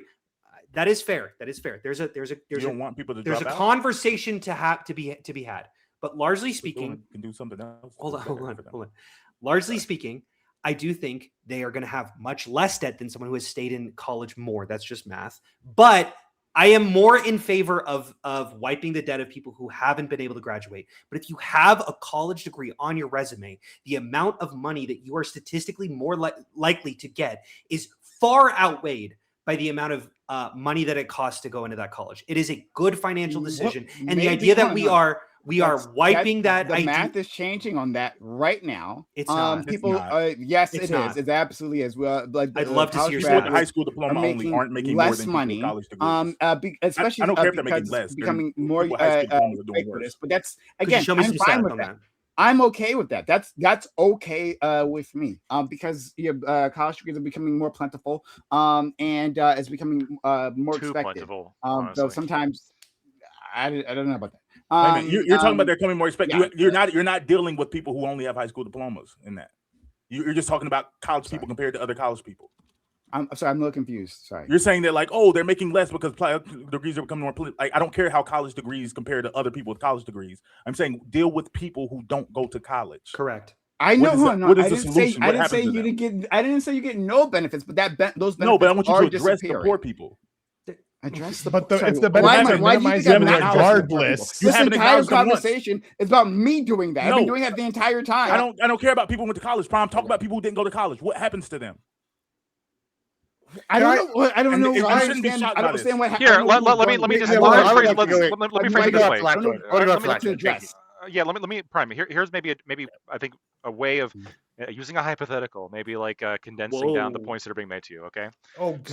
So no, it's please follow. Spooky. Please try. Come on, we can do it. So you would agree that if I gave you $50 as a loan, let's say, and then I canceled the loan, that's essentially the same thing as me just giving you $50. Do you agree? Indeed. Okay, it's just a handout. Indeed. It's giving you $50. So Yep. if it would cost you the Don't same use amount that of money, terminology. if it would, Blackwood, don't use that. Oh, hold on, I'm almost there, because he hates handouts for the rich. Yeah. So if I was just going to give $50 to a wealthy person, or just give $50 to a poor person, which should I do? Give or why not both? No, or in this case, it's or You can't- if they don't because go we to live in a college, they society don't- with like scarce resources, right? Okay. Yeah. No, it's not even. I would like like to- I would like to- I would like to They bring it can't- back. It's fine. No, I don't But I- care. Give it can to a I- poor I would person. like to Wait, hold on. bring it back. Give it to a poor person, right? Yeah, sure. In So this it's- hypothetical, there is scarce resources. Yeah. Let me- In this hypothetical, that is the real world. There's scarce resources. Okay. So if you are okay with just giving the $50 to a poor person, why don't you say we shouldn't do student loan forgiveness? Instead, we should just take whatever that would cost and give it in the form of, I don't know, whatever fucking poor program you people like, Hell yeah. extra, some WIC. UBI pilot program or some WIC Hell or yes. some Hell fucking yeah. shit like look, that. I'll tell you exactly why. I'll tell you exactly why. But- Because I- student loan debt for other people, not me, already paid it off, right? Won't benefit myself. Other He's gonna well, talk about I college mean, people maybe again. give me the money anyway. I'll take it. That student loans, right? Is a weight around the neck of Jesus Christ, everyone. Prime, you're missing it. Sorry, I don't know what the fuck you're talking about. Sorry. Wait, Bam, wait, we're wait, talking how about- is that Wait, weight I around the have to neck? deal- When you're I have done- to Hold deal on, with wait, that. stop. I Wait, don't let me know hold what on. you're talking about. Aren't the I like- burdens? yeah. Aren't the burdens? Hold on. Aren't the daily burdens of an average WIC recipient also a weight around their neck that is far greater Sorry, than fine. whatever Wait a burden minute. is being suffered by minute. the doctor? Wait a minute. Wait a Okay. minute. Wait a All right, minute. after wait a you minute, go, Prime. Wait a minute. Wait a I'm minute. waiting. Wait a minute. I am waiting. think- I am ready. I am prepared. Do you think that Prime is against giving benefits, right? Additional benefits to the WIC recipient. You can't No. just give No. everything to No, everybody. WIC Yes, I Hey, can. hold on, hold on. Hey, Regular guy. Actually, no, hold on, stop. Hold on. Actually, Everyone, I can. I do- can give can't literally do all everything at to once, everybody. right? I'm gonna handle lactoid, and then I'll deal with because But I was the one that was. And then give it to I Gibbs. don't know I what want to you're go. talking about. Gibbs, Bam. get the fuck I'm out sorry, of here. Bam, I don't know what you're talking about. One second. I'm- So you I'm have in to the explain list. to me later. I You're don't know. not. You're only in one list I know of. So I have no. Yeah. Actually, But we not can give those benefits. We actually can, because look at how we're going to all of a sudden find the money for a $500 billion war. increase to the military, right? All of a sudden that exists, right? And God. I'm told, no, there's no money for the people. There's no money for the social program. Once again, You the just have these like conservatives are broke, thought-terminating right? Hold on, cliches. You hold on. just Excuse hit. me, hold on, please. You're the conservative right now who's telling me that we're broke as a country, and this is impossible, right? Also voted for the president who plans to increase the military budget by $500 billion, right? How much would it cost to remove all student loan debt? $1.5 trillion, and then you'll say, and then the next thing you'll say, well, like we're broke. Well, of course we're Wait, broke, how much would right? it cost? How much No, would it of cost course to we're broke. cancel all student loan debt? So I don't know. Do you know? I'll find it. I don't know. Yeah, it's like $1.6 $1.6 trillion. I want to. That's it. I want to bring it back to That's the it. I actually don't know. I want to bring it back Hold to on, the that's original. more than topic. we're spending on the But to be military. clear, if we did that, that'd be a one-time payment, right? If we increase the military budget, right, as We're we've gonna have to pay that going every forward. time, hold on, as we've seen every time that military budget will increase year after year. So if it goes to 1.5 trillion this year, it'll go to 1.6 trillion at least next year, right? And so that'll continue on. As we know, it's only been a one-way ratchet, right? But it's not a So, one-time thing because there's a cumulative process if you don't make college free. The policy that I'm talking about, right, relieves people of that financial burden and then allows them to be more productive, allows them, because so many people Pay they more don't wanna taxes. leave Wait, the wait, jobs stop. that they're- Wouldn't Hold on, this they apply to don't wanna mortgages? leave- they They'll don't still wanna get leave the promotions. jobs that they're in. That's a great Right? question. They can't even yeah. bother to I'm not done. They can't bother to leave the jobs that they're in because they have to service this debt, right? Rather than doing the most productive thing that they could be doing, right? They need to service the debt that they've been saddled with. They shouldn't have had that debt to begin with, right? We should get rid of that debt, and especially not all of them are even using their college degree for whatever, right? But that is what it is, right? And so that we can have a maximally efficient a workforce. That's why I would do it. Done. Would you apply this to mortgages? No, let me talk because I want to go out to bed. I want to go too. Prom. Okay. I want you to help understand what I'm talking about. I'm saying there is a guy. He's not on WIC. He doesn't have any disabilities. He's 28 years old. He's 32 years old, and when he turned 18, he barely finished college. Was not a good fit for him. Trades were not a good fit for him. He went and worked at the local widget factory. That's what he does. He makes $34,000 a year. He has almost no discretionary income. And you're saying that you're going to there's someone else that makes $150,000 a year, but they're probably paying like $25,000 towards their debt each year. And you're saying that you're going to give that person that's making $160,000 $25,000 more in discretionary income, and you don't think that's going to affect the price of goods. You don't think it's going to increase the cost of goods for the cost of goods because people at the top are able to afford more. I understand that. Like, but the guy not making any more money, Prime. Yeah, I know. The guy at the bottom's not making any more money. Hey, is Prime against raising the minimum wage? Prime can do that. The minimum wage doesn't fix that. Like, whatever. He makes more than the minimum wage. The minimum wage doesn't fix that. Less than 2% of workers make the minimum wage. It doesn't matter. If you raise the minimum wage, it works its way through the economy. Do you think 34,000 is minimum wage? Get an increase. But like, I don't. Like, so you're saying, hey, there's going to be an inflationary impact, right? No, but he was talking great. about Yes, but like, there's lots of inflationary impacts. Sorry, what? Sorry. Why do you want more of them? Who is that hurting though? Hey, every policy has it's trade-offs. I'm okay with this trade-off this one time. And we're talking about like why is this back. trade-off? What are the affects benefits? majority of I don't people at even the know what the bottom? benefits are. I just laid them out because Well, the but benefits you are were leaves too up and your the ass. workers Hold on, don't have hold on. Hunter, you were too up your ass to actually Stop. I'm intervene, right? listening. You were just waiting. Sorry, you were just waiting for me to Too stop busy talking. Actually, hand not washing waiting. for Still interrupting you fashion. the entire time, rather than actually engaging or anything. I'm so listening no, to Hunter, what you're I'm not saying. going to repeat it. Hunter, go into the VOD, rewind it because I just fucking told you. If you're too stupid to listen, then I'm sorry. I'm not going to fucking repeat it for you. May So I, ask me. Okay. For fuck's so- sake, I just spent like 5 minutes on a rant telling you what it was, right? And you couldn't figure out. Okay. I haven't heard it. That's Is your it- fucking problem, Hunter. Is it that not one guy's mine. fault for college Well- not being a good fit for him? Does that just mean he has to die now in this new society? Like he has to figure out? No, Bam. He's not gonna make the money. My He's gonna policy get stuff doesn't too. involve Raising minimum wage. executing the non-college goers. No, So- it doesn't involve executing them. They don't get shot in the Right. street. I'd Don't like to worry know about what it. happens to There's them. no Tell me what happens to provision them. in my policy where those people get shot in the street or have to Right. start. So you told me what None didn't of happen that to him. What stuff happens to him now, though? Give me Okay. something positive that happens to them. Sure. Here's And how something you're that's accounting for positive. them. More businesses are created, right? And more productivity happens in the country, and he has more opportunities. Maybe he doesn't have to work at widget factory A; he can work at widget factory B. That is going to pay him more. There you go. So I want to go here because I want to bring it back to the original topic because I know at the beginning of the show. No. Yes, because it ties in, and We I have should 2 go back to points. sports. I have 2 points, and they're important. They're separate points. One's the Corey though, first, because Corey is an anti-college athlete, right?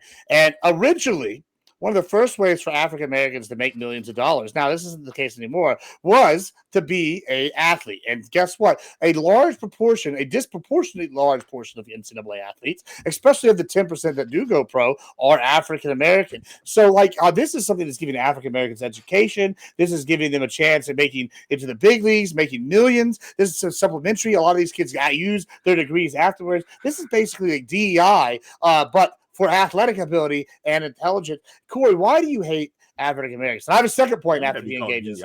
Yeah. They were the most. Well, hold on. We have a second point before We y'all can fight. say black now. Yeah, I think yeah. Why do you hate African African Americans? American sounds. Where in my rough. opening statement did I say that? Well, I'm you not hate college against- sports, so you hate African Americans because they're. Oh my We god, hate are we space back sports. 2 Well, hours hold ago? The Well, conversation is I've shifting. been waiting 2 hours to talk, bitch.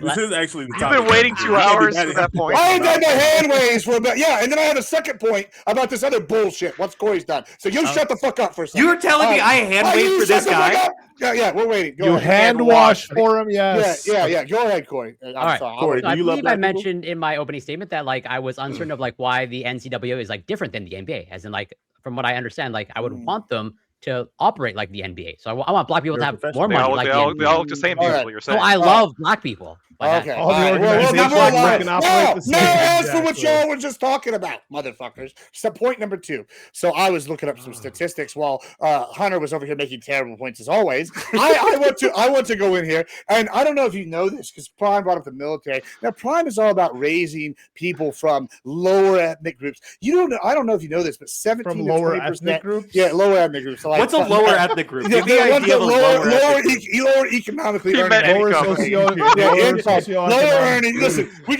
can talk about the specific. By the way, he never workforces. slurs ever. Yeah, never slurs slurs. ever. Hold on, I didn't say a slur, but the point that I'm making is 17 to 20% of the U.S. military is either Hispanic or African American. That's 2 separate groups. So 40% are Hispanic or African American. So by virtue of creating a larger military force, they get $30,000 at the lowest end, but that's not including the benefits they get from being on base, which after you include all the benefits equals out to about $60K a year. So what Prime is saying by he wants to get rid of military spending, he actually wants to decrease the significant millions of people or thousands or hundreds of K people that are Hispanic or black and are lower benefiting from being in the military and getting college That's education. not So all right. Prime, Because do you hate he black hate- people? Why do you hate your fellow African Americans and Hispanics? Why do you hate Prime? black people? Why do you Well, hate these First of all, people? Prime I is guess Prime's technically African American, but he's not. Yeah, with all that money from the military, Yeah. they can start businesses. So, Yeah, I they mean, can start actually- businesses.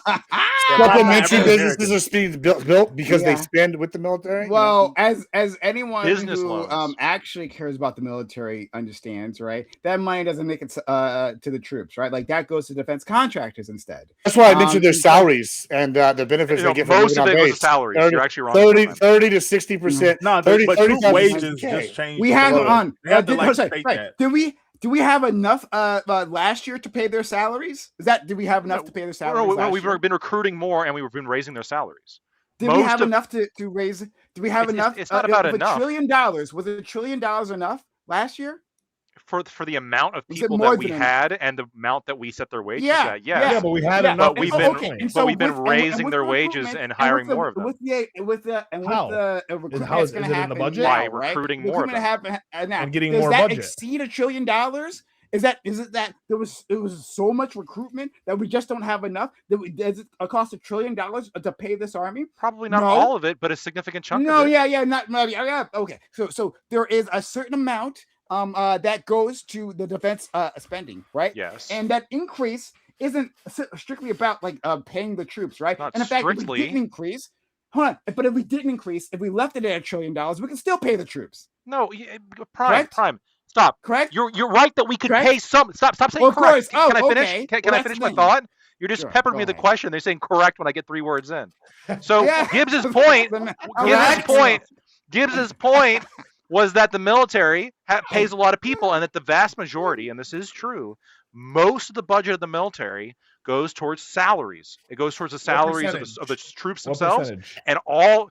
I forget the exact percentage, but it's African American, Hispanic. Yeah. Prime is one of those people making a lot of money on missiles. It's most. Yeah, I know we spend a lot of money on missiles. We also spend a lot of money on the salaries of the troops and all the different support personnel that goes with that. I have stats. Here, I'll look it up. Give me the breakdown. It's not a majority; it's a plurality. I'm already looking it up. Yeah. It sounds more like a plurality. Last I checked, it was either way. You don't want 40%. Approximately 39% of the budget goes to military. Goes to salary. So cut it at like 30%. Yeah, I'm saying approximately 22 to 39%, goes to salary. So like we but it's almost certainly a plurality. Hold it's on, almost certainly the highest. I'm gonna find the actual number. Of that, but Lactoid said it was a vast majority of the budget. I'm not on the Lactoid side necessarily. I'm just saying. You're always on Lactoid side. What are you talking about? Always. That's right. Come on You're over always here. hand washing fascists. Of course you are. You know what's crazy? It's like you got gallons of Dawn soap in the back just waiting to hand wash. on every time we're on different panels, me and Lactoid are like enemies, and then for some reason every time we end up on Prime's panel we become best friends, and I don't just get unite it. against black people. I don't get it. That's what it is. They hate the socialism. Bam, you're on our side for this one. What are you? You have a common enemy with black people and with leftists. Okay. Prime. You guys come and attack Prime. Okay. Look at the division you caused between Prime and BAM. You're right. You're creating black on black. Yeah. We don't do this. I laughed too hard. I'm sorry. And then Gibbs is over here calling. Gibbs is over here calling Prime African American. Oh, what are you doing? Not even African. That's the point. That's what I'm saying. He's not an African American. You're not African American. All right, Caribbean American. What do you want? African American. I'm absolutely African American, Black American, all those things. Yeah, I'm all of those things. Are you not Haitian? That's Caribbean American now. Of Haitian heritage as well. Yeah. Oh, I didn't know you were. I didn't know you were both. I thought you were just. Prime is bisexual. You found out today. Yeah, there we go. All right, well, never mind. Born in the States. Black. So he's really French. He's really French. Is what it is. Yeah, how do you feel with that, Prime? You're really French, really, when you think about it. Yeah, we really get down to it. Like Gibbs, you've never hurt me so bad. Prime, we can that would tear me up inside, and I look. Okay, but we're gonna have to like. We're gonna have to like reconcile afterwards, buddy. The last thing I'll say about the sports, much like Napoleon, I'm gonna run to Waterloo. I'm gonna be out of here. A little comment about it. I think that there is a like. I don't because I love the sport of college football too. There's also I love college sports in general, and I think that they're different from professional sports, and I want them to remain different from professional sports. To answer your question, Corey, like I don't want the. Can you maybe illuminate like how are they different to you? I'm ignorant on like what. So professional athletes have different responsibilities, different obligations. You can get cut mid-season. You can because you're an employee at the end of the day. They do their collective bargaining and things like that, but you are meant to show up at any hour. Like there's no rules or regulations on how long you're supposed to practice or that's how when they need you to play. Operate though. but student athletes also graduate at a higher rate than the regular college. Now, college football has meetings and things like that, but there are limits. No, not only that. It's not only that. Oh, so obviously you have obligated time to study. So like, what I was going to ask earlier was like, because you guys were talking about contracts. If the NCAA, like, the student athletes are workers for the college. They are making money for the college, and especially if because how does the NCAA operate? Like, is it not part of the colleges? Because like, okay, so it's different, but they are benefiting off of the students and the college itself, right? So like, if the student goes to a D1 school, they put you in the NCAA in the game. Well, it's not just D1; it's D3 all the way down. Yeah, I'm saying, like, at the end of the day, the NCAA is making tons of money. You are an employee. I think what you were trying to get at in terms of like what the real difference between like NCAA and like the NFL was that typically the NCAA those players were playing for the love of the game, right? They're not getting paid. There's no tampering. It's like they're actually going in and trying to be like athletic in hopes of getting to an NFL. You know, well, 90% don't, but also I think most just want to go to college. Yeah, 90% don't, and 90% of college student athletes at all levels graduate and go into something else other than going. Like, so 90% graduate, probably and 90%. Yeah, well, that's what I'm just reading. Yeah, football is like probably high. Yeah, but like 92% overall, it graduates, right? And then 90% of all student athletes go into something other than sports. However, check this out. Regular athletes, the ones Corey wants over student athletes, graduate at 68 to 70%. So we're looking at 20% higher for student athletes. So student athletes are just superior to the nerds. Oh, you mean wait. I don't know. Go to athletic stuff. I don't know for sure, but I think from I don't have any data, but some anecdotal evidence leads me to believe that, you know, a lot of college athletes are sort of like pass through, as in they're graduating when they shouldn't have graduated. A lot of them get fucking walked through. A lot of them have. That has not been a thing since the 80s. Okay, yeah. No, it is a thing. It is a thing.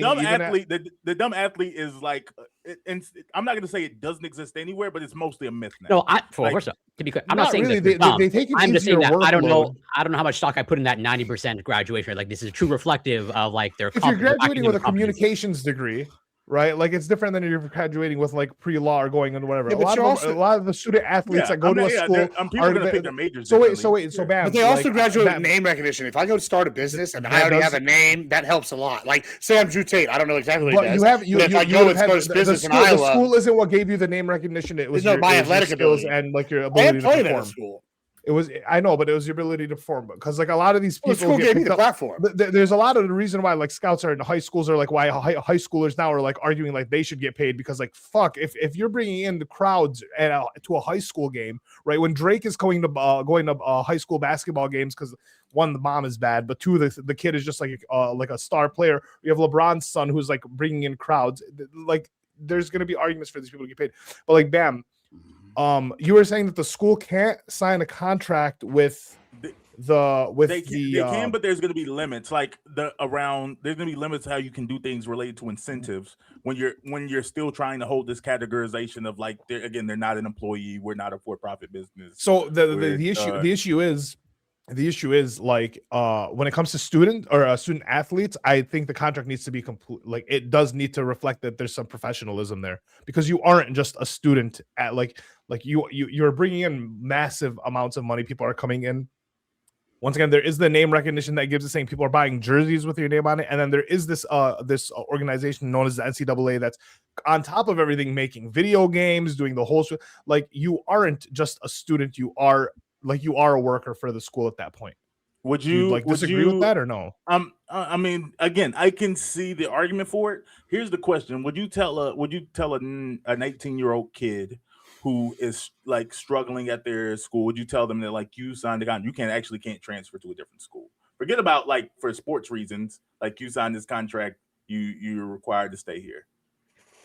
No, but I think there's a difference between like a student signing up to go to a school, right, and then like wanting to change to a different school, versus a student being scouted to come play for a school, and then you're signing a contract to come play for me.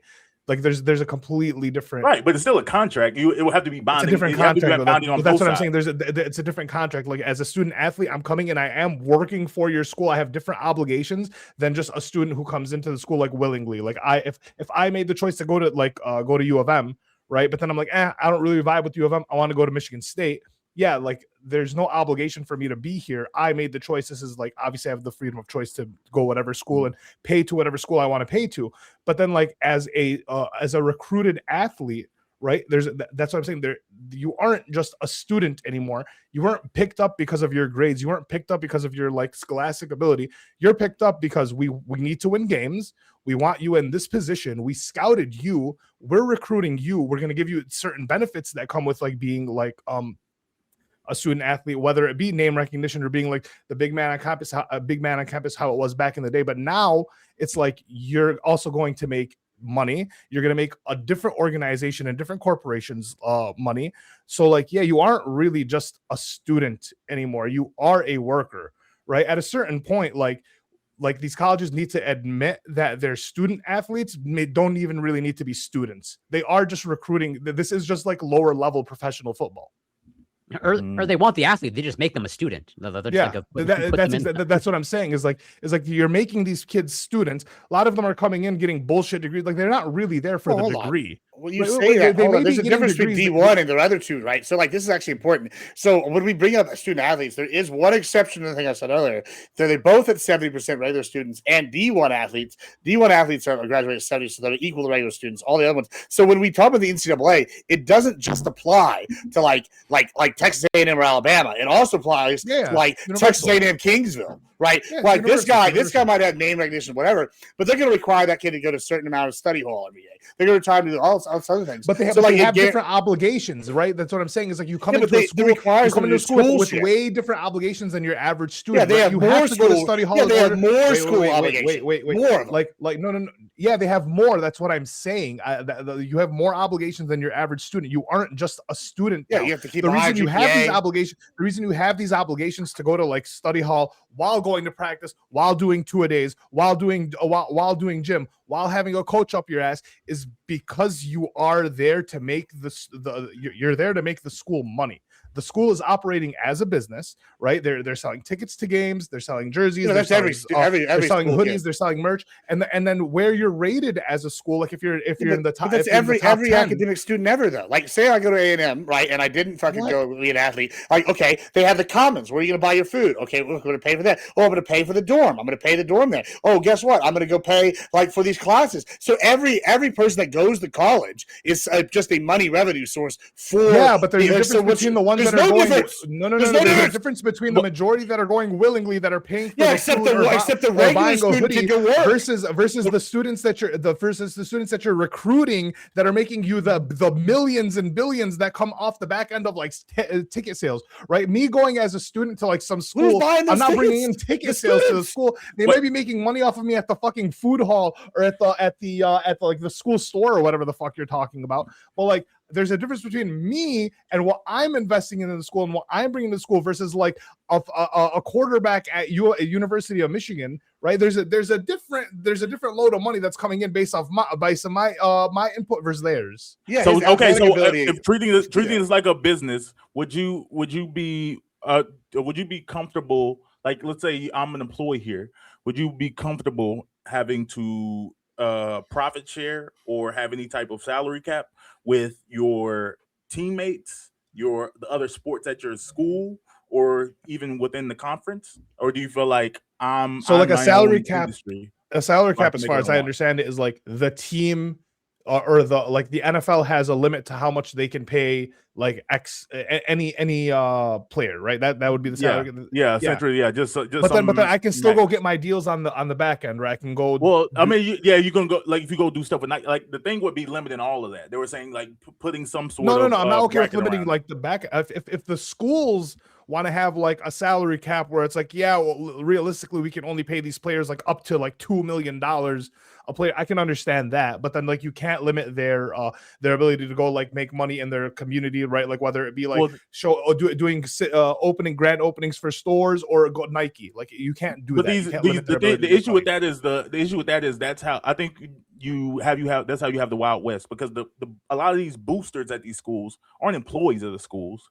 They're just people who attended the schools who have a lot of money, and they can make up a business. They can make up a reason. They want to encourage you to go to this school. I can understand that, but like I don't see what's wrong with that. Well, I think that there is a few things. I think the same reason the issues we deal with of like the haves and the have-nots in our society, like there's really, really wealthy people and really, really poor people. I think that you would like magnify that times 100 if you have two 18-year-olds in the locker room. One dude pulls up on a bicycle, and the other pulls up in a Rolls Royce. Like, and there's like that big of a discrepancy in the locker room. So I'm gonna be completely, I'm gonna be like honest with you, like in both regards. This already happens right now without these deals, right? There are going to be students that are, I think that's the problem now. Like that's why they want to like fix it. Well, no, wait. So there are students that already come from privilege that are gonna pull up. I went to Eastern Michigan University, University of Ann Arbor is right up the street. I mean, there were kids with fucking BMWs, like there were kids with hella money. There was also a bunch of foreign kids. What you're saying is just not true. This is going to school though. I had Johnny Manziel in 2 classes. Wait. The have and the have-nots thing. The have and the have-nots thing doesn't wouldn't necessarily apply, right? If you are on the team, right? If you go and like there's 2 18-year-olds, right?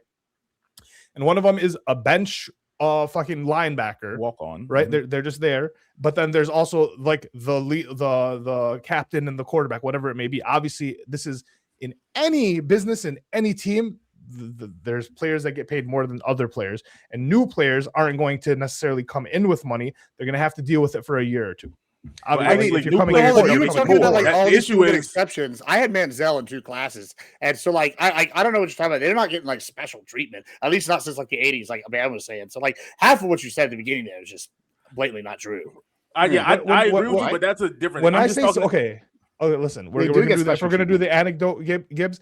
As a student, he's one of the highest. He's a Heisman winner. He's obviously known for getting paid under the table. He's known for partying and doing degenerate shit, and he still had to make class every day. And so, like, I guess that, it's just an anecdote. One of the biggest colleges that's been accused of fucking delay rules. What was his major? I don't fucking know off the top of it. I think oil field management because his parents are oil field. What is your point? Like, the point is my point is his major was probably something not difficult, considering he was there to play football, not there to go to school. Anyone could choose. You have to go majors, right? You have to go to school. You have to go to your classes, and you have to maintain a certain GPA because you are a worker for a school, essentially, right? They're not deeming you a worker. You are a student, so you have to maintain a certain GPA so you don't hit academic probation. Sports agency. So it doesn't look like it was too easy of a major. Yeah, sure. Looks like wrong again, boys. Sports agency usually have to there goes Gibbs again. He's always right. I'm just saying, when I do quick lookups of what we're saying, everybody says Gibbs, fact check Gibbs. He's harder. Guess what? We just fact check you there, and it's too easy. We're seeing these in law and legal fields now, and rehabilitation fields. So clearly, it's shit. What fields? What rehabilitation fields? Listen. The point that I'm making is that you're just saying these things about these athletes. I could go down a lot of heavy athletes. A lot of them have degrees and all sorts of hard shit. You're just making shit up and say Gibbs is anecdotal when I can at least point to an anecdote, and you don't even have an anecdote to prove. Like I went to college. I've seen college athletes, right? Obviously, some of them are, but not at a D1 school. You went like Pussy Magoo school. To be fair, sorry, you want a man child. Eastern Michigan University was the bottom of the D1. It was the last of the D, but it was technically D1. So fuck off. So I got you there, right? Listen, I'm not a fucking sports guy, but I did go to a D1. Yeah, school, how many Heisman winners do they have? Because I'm talking about a Heisman winner I had in a class. Yeah, exactly. I rest my case. I don't fucking know none. Yeah, but I partied in Ann Arbor, and listen, I'm not saying that like student athletes can't come in and get decent degrees. I'm just saying for the vast majority of them, they're not there for the degree. They're there to play their sport. They go to their class. How about Matt Leinart, another Heisman winner? Sociology, is that an easy? Is that a gimme degree? I mean, you want to keep going? I can keep going. I don't even disagree. Sociology with is kind of an like, easy degree. This isn't to me. I mean, my point is, he just doesn't know what he's done. I can just start going through Heisman winners. But this doesn't even defeat the wait. But my point isn't even. Let's not even talk about my point is that they should. Athletes with the best Wait, Gibbs, are you arguing against me? Like, I'm saying that these guys are workers for the school. They are workers for the NCAA, and they should be treated as such. Like, I don't see the argument against it. I don't know. I think we were at a good place. Like at an interesting thing. Like the impasse of like, oh, okay. I think that like kids in particular being so directly like confronted with difference in wealth, especially and like you say that like employees run into it, but not really. Like people make more and less than each other at jobs for sure, but it's not going to be a description of millions. But from the dude that like sits right next to you, that does like a similar job to you. Fair.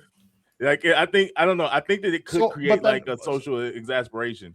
Like then why are you that's punishing? going to come with a different level of treatment. I don't think necessarily in class, but like in things that they can get away with. Because like I agree, but then it seems like you're punishing them because you're like, well, I don't want them to like you don't want them to benefit off their skills until they graduate college. But isn't there like a new rule that like you can't get drafted out of high school anymore? Because weren't like a lot of people getting drafted out of high so basically there are these kids with skills, right? They're able to go and play in like the pros, but then they're limited to like they're actually forced to not play in the college. Right. So on top of being like they can't make their money, they can't go to the professional league. They have to play for college because the idea is that we're looking out for them. We don't want like kids to just go into making millions of dollars and then not being equipped to have the financial. So we go send them to college in hopes that they learn something. But then while they're in college, you also don't want them to make money. Somebody dropped a super chat that I mostly agree with. If Brian wanted to it up. I'm trying. I'm waiting to. Oh yeah, I'm just saying it just seems fucked that you like we're forcing them to go to college and then not paying them while I don't know. Just you can read the super chat. Yeah, no worries. We can get right back to it. My listening library. Thank you for the $5. Thanks for supporting the channel. It says, in my honest opinion, money goes into a savings account for each player, and it can be rolled over if they change schools, graduate or quit, and sign a form to get it. Okay, so it goes to a. Okay. Oh, it said, but they can't. I mean, they can't spend it. Like I don't think they get zero of the money. But I think you should I think there should be like after $200,000, it should be rolled over into a trust that they have access to. Just because I think that I don't know. Like I just don't. I think that there's like whether we could call them adults or not. I think that there's so many negative externalities. Unless they can do a sign off for something they particularly need, like, oh, there's this business venture that I want to do right now, and you can get authorization to like different levels of money. But I don't like giving 18-year-olds $9 million. I think we have to. Oh, my go ahead, Prem. I'm sorry. It was very quickly. I was just going to say that my only issue with this is that like a lot of the problems that student athletes were facing, I remember the time before the Supreme Court case, a lot of the problems we're facing is that they couldn't make ends meet. So like once again, we should be paying for college in general, right? But that was a problem for them. It also led to a lot of drug problems. But they couldn't. I don't know about that part, but you can tell me because they would. Go ahead. But sure. The one of the issues was that they couldn't actually like. Since they were getting paid, right? But they still had to go practice. So they had to like study. They had to practice. Then they actually had to do the games, and then possibly like recover from the games afterwards, and then do all the other stuff. And then that didn't leave them a chance to like get a part-time job or something to help cover expenses. And so, like, I'd want them to be able to access at least some of the funds. That's where the stipends. Well, every year. So actually, this actually led to a lot of drug and violent crimes. Actually, so every year, I know when I was at college, A&M had 3 guys that were charged with drug crimes, and what they said was, "Hey, we are not getting paid by the school. We're not getting paid. We got scholarships. We're on the team. We got our stuff paid for, but we can't even eat because we spent the money on the shit." And so a lot of these guys come from like low income areas. Guess what? They know guys that can sell coke or weed or whatever, and they would do this. And then, last year, I think it was Florida State, they had a kid who was literally shot while he was out somewhere because he was selling drugs. Or not last year, it was a couple of years when and he was shot and killed. And every year you hear these crime, like these problems that deal with these kids not being able to make the money that they were. And now with the NIL, we've only had like one shooting of a college athlete, I think, last year compared to like the year before. We'd had several violent crimes. We'd have kids suspended every year for drug offenses, all sorts of stuff. And it's been significantly lower since then. And I think Jameis Winston won the Heisman and stole crab legs. Yeah. So here's so other super chat real quick. Then we'll go straight to you. $5 again for my listening library. He says, treat it like a semi 401k. They borrow against it and pay back last. Well, you don't have to say last super chat. No. Keep super chatting.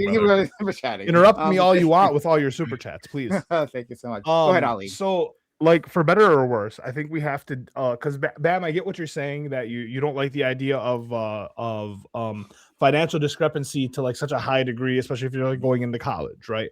And we're gonna have to eventually deal with the fact that like influencer culture is a thing, right? And that like social media is a thing, and that like you can make a bunch of money at like the age of 12, right? It isn't like back in the days where like, yeah, you had to go to an agency if you wanted to have like a child star, right? You had to like go work for Disney, and like there was a whole thing that had to, like, now you can just make this money in your backyard, and we don't know how to deal with it. But like, we do have to reframe how, like, I don't think like keeping or like maintaining this idea that student athletes are students first, right? I don't think that's beneficial for the student, for the athletes.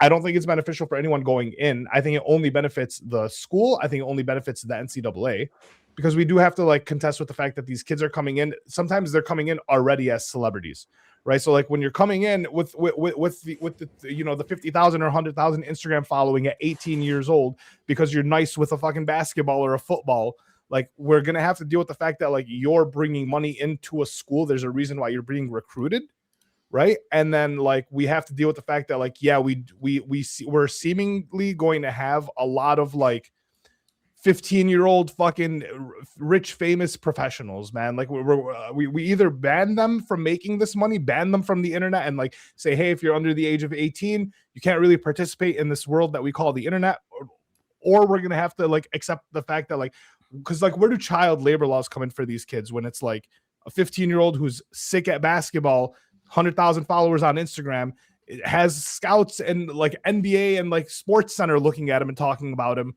but like we want him to not make money. I don't know how we're gonna deal with that world. I think that's kind of like what we're getting into. Yeah, what do we do for athletes who don't make money? Like, and I don't mean like even within the same sport is one thing, but like what happens to like the girls' soccer team? Because right now, because it's not considered for profit, they do have to, like, schools do a required revenue share. They're saying even though those girls aren't making money, they're athletes just like you for this school that they represent, and we're going to pay them.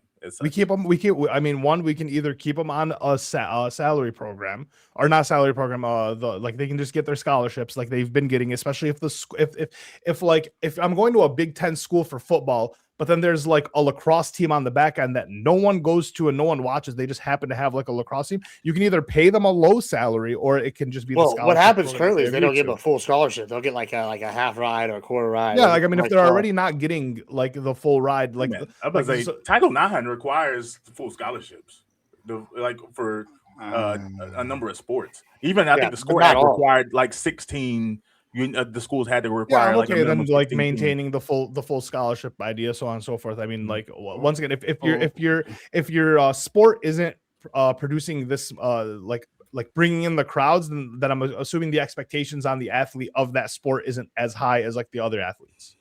I don't know. I think because we talk about football and basketball, but like the majority of college athletes play other sports. And that's the only thing. I don't think they have as high expectations on them. But I think they would be pissed if they stopped getting paid now, because we're gonna show favoritism to these like. I think there's it's not favoritism. It's not favoritism. It's merit, really. Like if your sport is bringing in the money, if your athlete is bringing in the money, that is merit. Unfortunately. Yeah, that's. I think. So now we agree that price is an indicator. There might be there might be a base Yeah, join amount. our side, Henry. I'm just, and I'm not too invested in this, but like there might be a base amount that maybe we do a bit of split there, right? Like from like the wealthier sports to like the poorer sports, and then from there they get like a bonus for Some like whatever they redistribution. actually bring in. Redistribution. We already do that. My profits. Yeah, so I think that might be fine, but I don't know. But I'm willing to hear other things. Oh wait, right? they already. I just do want that. to address I just want to address Lactoid quickly with what you shared with us. Yeah. Lactoid. First, I'll let you say what you did, and then I'll respond to it. Go ahead. What I looked up. Yeah. You Yeah. share with the crowd. So when you factor in the salaries of military personnel and civilian personnel that are, under the DoD, it comes out to about half. About half generally has been historically what military funding goes to. But then we also have service contracts. So contractors to whether it be a PMC that actually goes out and does fighting that we pay them to do.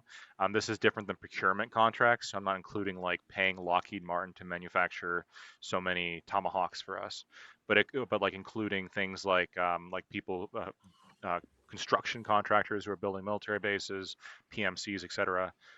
You get over 50% if you include that. So if you don't include that, then it'd be about half. So I'm looking. So I was looking at other numbers, but they didn't break it down as well. Like more recent numbers, they didn't break it down as well as the numbers you have. Right, this little graph that you came up with. Okay. And like for salary strictly, it's about like 22%. In fact, I did the math myself. That was for the 2025 appropriations.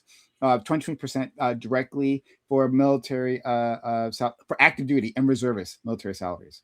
But then you have to include like a lot of things they're talking about, right? And a lot of things listed here, which includes like the health programs, like family housing. Yeah. Which is all part of the pay that they as get. well. Yeah. Yes, indeed. But like it also seems like like for instance the DoD base budget here, which is 523 is it billion? I imagine this is billion. Yeah, 523 it's not dollars. Billion. That that's fair. Maybe it was francs. I don't know. But anyway, that is weird to say that necessarily comes as true remuneration for the base budget, right? That's included in here as well. If you don't include it here, it says military pay and benefits as a percent of the budget would be 34%, not half. Ooh. Well, I wouldn't know all about the francs. No, hold on. Explain that last part. Well, I'm looking at the graph. It says 34 military pay and benefits as percent of budget. Yeah, hold on. Yeah, because that's not including the civilian part of the military. I said including both military and civilian personnel under the DoD, because they're getting paid too. Yeah, so if you just talk about military personnel, like ranked military personnel, it's about 34%. But then when you throw on the giant cadres of civilian workers that work for the military and get paid under the DoD, they're getting 47. Overall, it's about half. But should we be throwing in? I don't know if we should be throwing that in. Like it depends on what they're doing. The military budget. They're paid under the military budget. The Burger King guy. Yeah, the Burger King on base. Listen, no. Specifically, what our friend Gibbs challenged me on is that hey, if I want to cut the military budget, I'm going to be cutting the soldiers who've been signing up. That's what we're talking about. So specifically, it would be soldiers, but it would be all the other poor people who depend on those jobs to get to a position where they can start businesses. All the poor people. Okay, but I hate poor people. I don't. He wants doctors to get richer. He hates the poor. Whether working for the military. Whether I give a fuck about them depends on what they're doing, right? If that part of the civilian contractor is that they're working for like Lockheed Martin, right? Well, maybe I don't. No. Right? That does that does not include civilian like contractors in the sense of like a procurement. That's not included in that number. Procurement's different. Okay. What about so Burger King? So this is what this is taking in is just the civilians and the military personnel that are actually working for the military, as in their employer is under a branch of the military. You have in order to get above 50%. DoD base budget authority. What is that? that's how much the total budget is, and then you would compare. No, that's not the. Sorry. Oh, sorry. Go ahead. No, I'm Yes. sorry, go ahead. So total. So I the apologize. DoD base budget authority. That's what the DoD has authority to spend. So if you divide that 177.9, that's the military and military pay and budget and benefits funding. That's on the 1, 2, 3, 4, 5, 6, 7, 8, the 8th line down. That's where you get the 34%. But then below that, there's the civilian pay, and that's talking about the civilians that would list their employer as. So just cut half the budget. There you go, Hunter, right here. That's what I said. I said if we're looking at just the salaries and the benefits of the actual people who would call it their employer, you get about half. That's what I said. So right cut there. the other half. Yeah. Cut the But other once half, again, so they the run thing in that naked. Keep their So- salaries, and then Like the old Yeah. days. They So run in once again, naked the with thing that knives. That's what we were That- military. the that thing would that I was scare the challenged enemy. on It was would cut scare the- them. the thing that I was challenged on was the soldiers' pay. Right. That's what I was challenged on. Because Correct? the poor and indigent, To be and very the clear, African Americans, Hispanics. Why do you hate them? I challenged on I soldiers' distinctly pay? remember saying including the like the military personnel and the civilian personnel under the military, because if you cut the Well- military budget, it's going to affect them too. Okay. Yeah. Hold on. Sorry. That's fine. But like Okay. what the thing that I was What about responding the to Burger when King Gibbs, trucks? challenged me was the soldiers' budgets, right? The soldiers' Sure. salaries, correct? Sure. Great. All right. And Yeah. then you responded with that plus something else, right? Wait. Which now- I said at the time. Yes. Well, so if we don't buy those missiles and Okay. the soldiers aren't working Alright. on those missiles, then they're not going to be hired. no, But that's- this is not including the people working on the missiles. I know, Bob. I know, actually. But even to Prime's point, say it doesn't include. I would say, okay, it doesn't include those. We're just good soldiers. So we're not buying any more missiles. So we don't have this system anymore. So those soldiers aren't going to work that system. So now they're not going to be paid, and they're not going to have a job. So Prime still hates African American Hispanics that work for the military. Why do you hate? I these still hate people? them. That's Yeah, true. see, Yeah. That's true. yeah, no any way around it. The only people I have sympathy for are white women. And I think it's very well established. That work in the military. Okay. What about liberals, Prime? How do you feel about liberals? I don't think you Be made the that snow clear on bunnies. this panel. Well, I will say this. I will say this though. If you were to increase the military budget by a significant percentage and made it so that it all went to pay and benefits as like a recruitment attractor, this would help poor people more than college forgiveness. That is undoubtedly true. Unquestionably true. We should give more money to the military. I don't That's support right. that at all, but I sorry, do honey. think that that's obviously true. But that's I think that not that's just- probably even I don't know if that is hurting. true.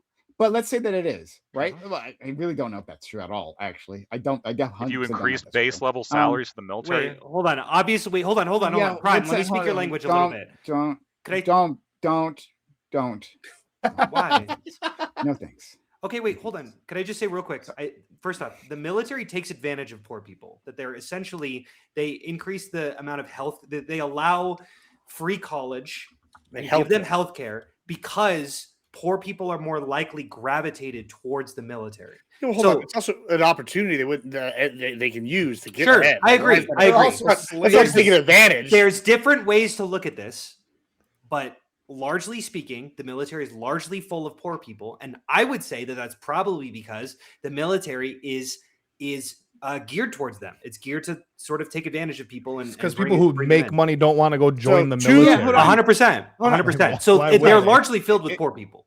Is there another you half need of this peasants argument? to fight Because your like wars. you were about to say something interesting, but then you stopped. And if you stop right here, it's a stupid. So argument. if you cut the military pay, it's largely going to affect poor people. But if you give Oh, okay, so you If have if to you Right. increase the military Okay. pay, it would largely so- positively affect Poor people. people get Instead, rich, the right. reason why people go into the military is because they lack opportunities. That's Mhm. why that happens. I Exactly, agree. right? And so, right, if we instead did why it's an universal opportunity. college tuition, right? If we did that, Yeah, they then go to the- we'd they give go them to a lot college. more opportunities. agree with including, you. trade schools, right? 100%. Yes, we wouldn't have to go into it. Okay, great.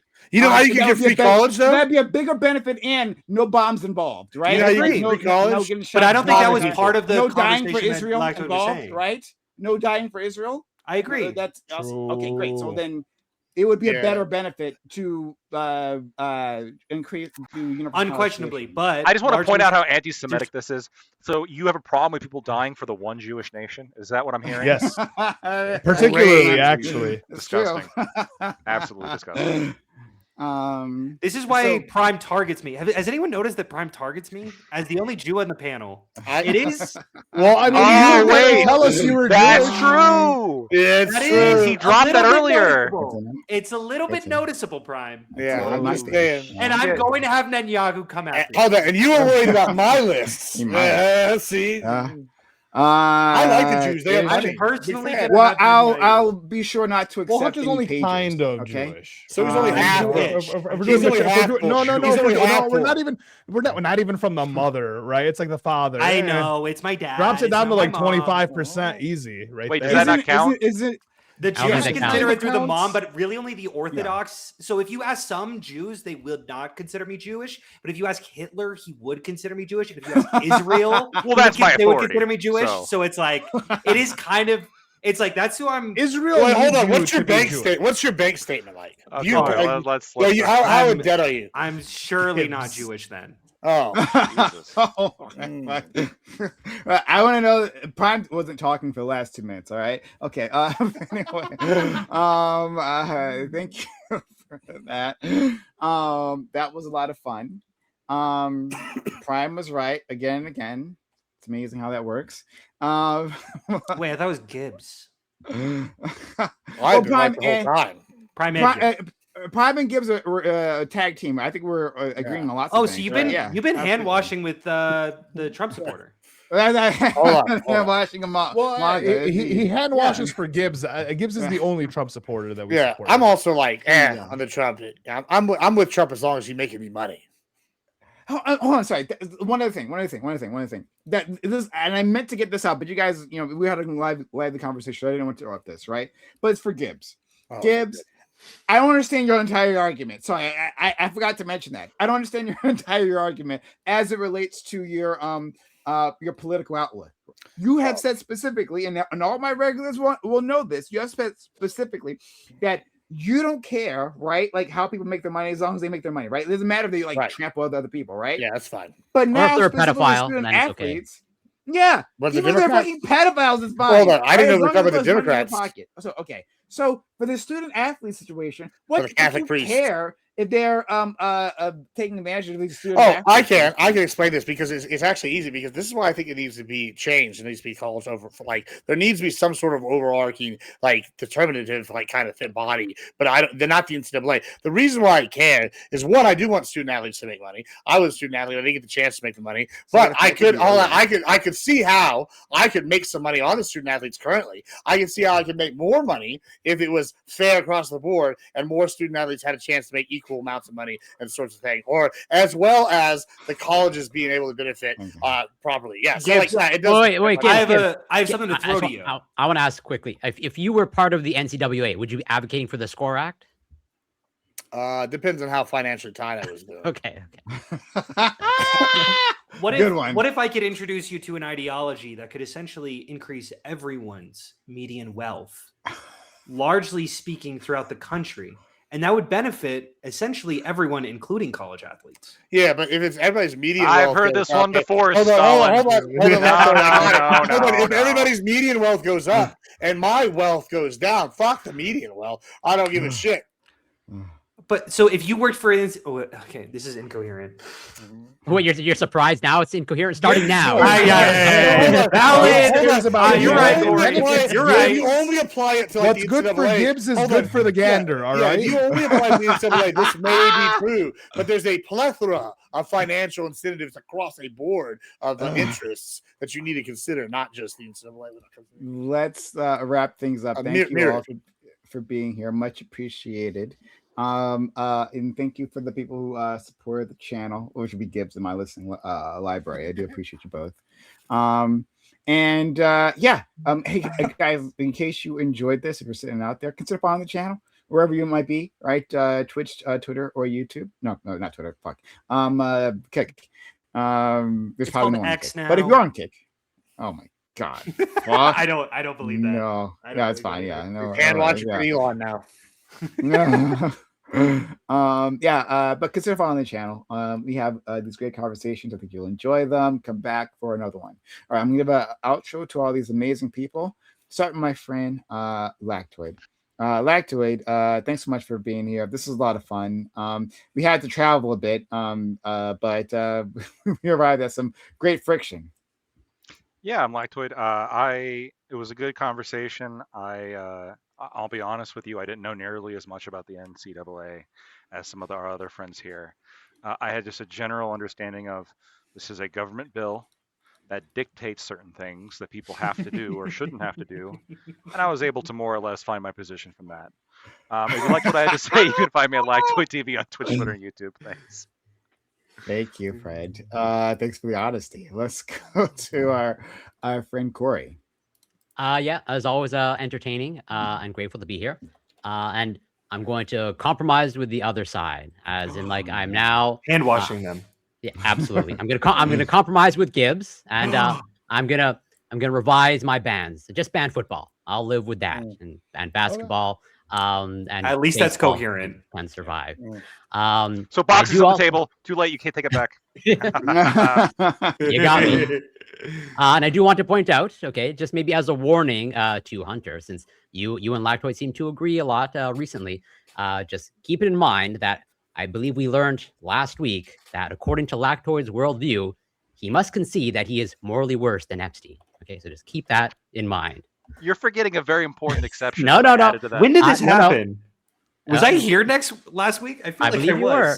Well, Lactoid thinks that you know the more money you have, the more moral you are. So. Exactly. With two exceptions, what were no. no. What did you say first? What did you say first? Those are the only two exceptions. There might be more. We'll see. But either way, you can find me on Twitch, Corey Campbell 94, Twitter, X, YouTube, Instagram, Substack, TikTok. It's Corey Campbell. Hunter, Ali, Gibbs, Lactoid. Always a pleasure. Love you, Prime. So just a fair warning, Hunter. Fair warning. I hear you. Yeah. So I do like that Prime's worldview is significant enough to include King Leopold II of Belgium as one of the nicest guys ever because of how rich he got, killing millions of people in Africa. Yeah, Prime. Yeah. He's Belgium. Yeah, fuck you, Prime. Yeah. He's morally better. I don't know how crazy that Prime would think that. I don't. Yeah, I don't get. Appreciate it though. Gibbs, shout out to you, friend. Oh yeah. Do you want to say anything else? Yeah. Oh yeah. I just was throwing that in there since we're talking about morally rich kind of thing. Oh yeah. So listen, South Park lampooned this really well. Student athletes. Yeah, they nailed it. Go watch that episode if you want to find out all the terrible things the NCAA has done because they're surprisingly very accurate. Yeah, and they're terrible, bad people. The Wild West is happening. There needs to be some regulation. This is why I'm not a libertarian because it's crazy right now. But the Wild West is better than what it was. Mainly because I benefit and Texas A&M benefits. Thanks to Gig'em. Also, yeah, always fun to be here and appreciate it as always. Also, hey, we're gonna be doing Wild Things tomorrow for the last day of the month. So check it out, guys. Especially if we reach the goals. Let's go to our friend Ali. Thank you so much for being here, friend. Yeah, some of the topics you come up with, Prime, I'm like, I didn't know the NCAA would interest you at all. Mm-hmm. At all. I didn't know I was gonna have so many opinions on this. I'm not gonna lie. Bam came in with the contention. I was like, holy shit. I took a whole set of edibles before this, and they've been kicking my ass the entire fucking show. So I'm surprised I was able to hold up. But yeah, thanks for having me, man. Mondays are my favorite, right? Like we seem to always make a conversation out of fucking nothing, which is a great sign of these people. Thanks for having me, man. Thanks for being here, guys. Thank you. Thanks so much. Last but not least, in fact, foremost is our Jewish friend Hunter. You don't have to say it like that. We have one. We have one part of the crew. Don't say it like that. Just call it. We have the Muslim. We have it works. The Muslim. Thanks to my black friend. Yeah, well, he was way more excited. Which I do have, by the way. I have black. I have one black friend. Just call him French. You don't seem happy about it. I'm not. What is going on with my camera? I'm sorry. It's that you gotta come off happier about it, right? You can say that for sure. Did you see the smile Prime had when he said Jewish? He said my Jewish friend. See, he said it with a smile. Yeah, you got angry when you said black friend, like you were forced to have one. Yeah, He's still mad. He's still mad as a Jew about Egypt. I feel enslaved by me and Prime's friendship. Would you feel call it enslaved. like a That's the word I would have use.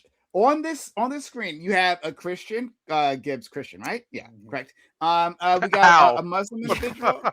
I am a reverend, actually. That's true. That's true. And we got a Jewish individual, right? Prime brings people together, and he loves people of all faiths, except apparently Hindu, because we don't have them. But like, we hopefully we can have them at some point. But like, yeah, Blackwood has we love our rocks and Jewish brothers shit, so and he's sisters, close enough. and we accept them and we invite them back. Go The ahead. classic Christian value of treating people as morally superior if they have more money. Wait, that was Lactoid. I'm sorry. I do mix you guys up sometimes. No, that's actually Gibbs. Just to be clear. No, I know. Sorry. It's my outro. Yeah. Yeah. Sorry. Thank you for watching. I don't have a ton of opinions about NCAA, so don't follow me if you want to hear more about that. But if you want to hear conversations about means testing versus universalism, I am your guy. If you feel like the Marxist interpretation of giving money to everyone is bad, and if you feel like the libertarian idea of just like, oh, we got to decrease the amount of money, but rather you want to see the deficit as investments that we put into people who we feel like are able to benefit us later, that essentially we can recognize that poor people are in disadvantaged situations and we should give them more money so that they can make their lives better, but that we shouldn't be just frantic with our money. You should follow me because we're economically literate here, but also moral, which is apparently it's a little bit difficult to get both. It's a little bit difficult here to get both. But thanks for watching. Please follow me. Lactoid. Thank you for having I just me. need to know, I'm the like, most moral. where does Jesus land? But not in as your, much as like, Epstein. morality ranking. Hunter, Considering the why guy did was you broke, kill our savior, Hunter? Why? right? Like the Why? guy was broke. Where does he land Jesus in fuck. your moral judgment? Like, I would think the inventor of morality probably has dibs. That's fair. but even if he was broke, right? But he has dibs. He Jesus invented the system. famously poor, No, he's washing not. people's feet. No, he's Yes, not. he is. He can He's invent famously anything. Poor.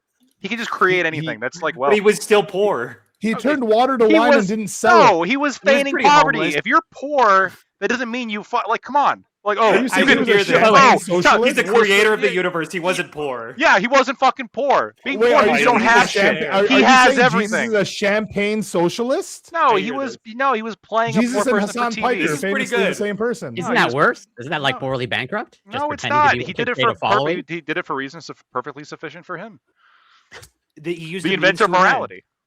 Yeah, he's not the inventor. I know you don't believe that. Okay, I'm not even going to No, engage. in but he this. would be, assuming. Are that you Jesus- Christian? No. Okay.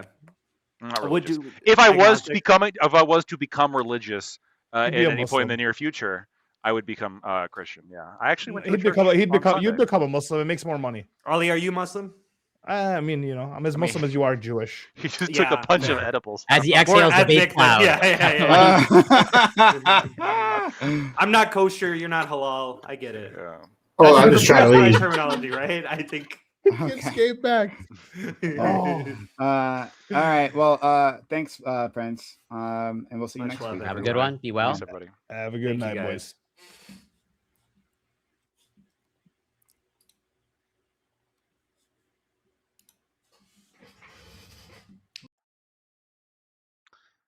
All right, everybody, we're gonna go on a raid on out into somebody. Who are we gonna raid on? Who are we gonna raid? We'll raid out to Rob. I will catch you guys next time. Remember, we got a big debate on, I don't know how big it is really, but we got a big debate on Friday.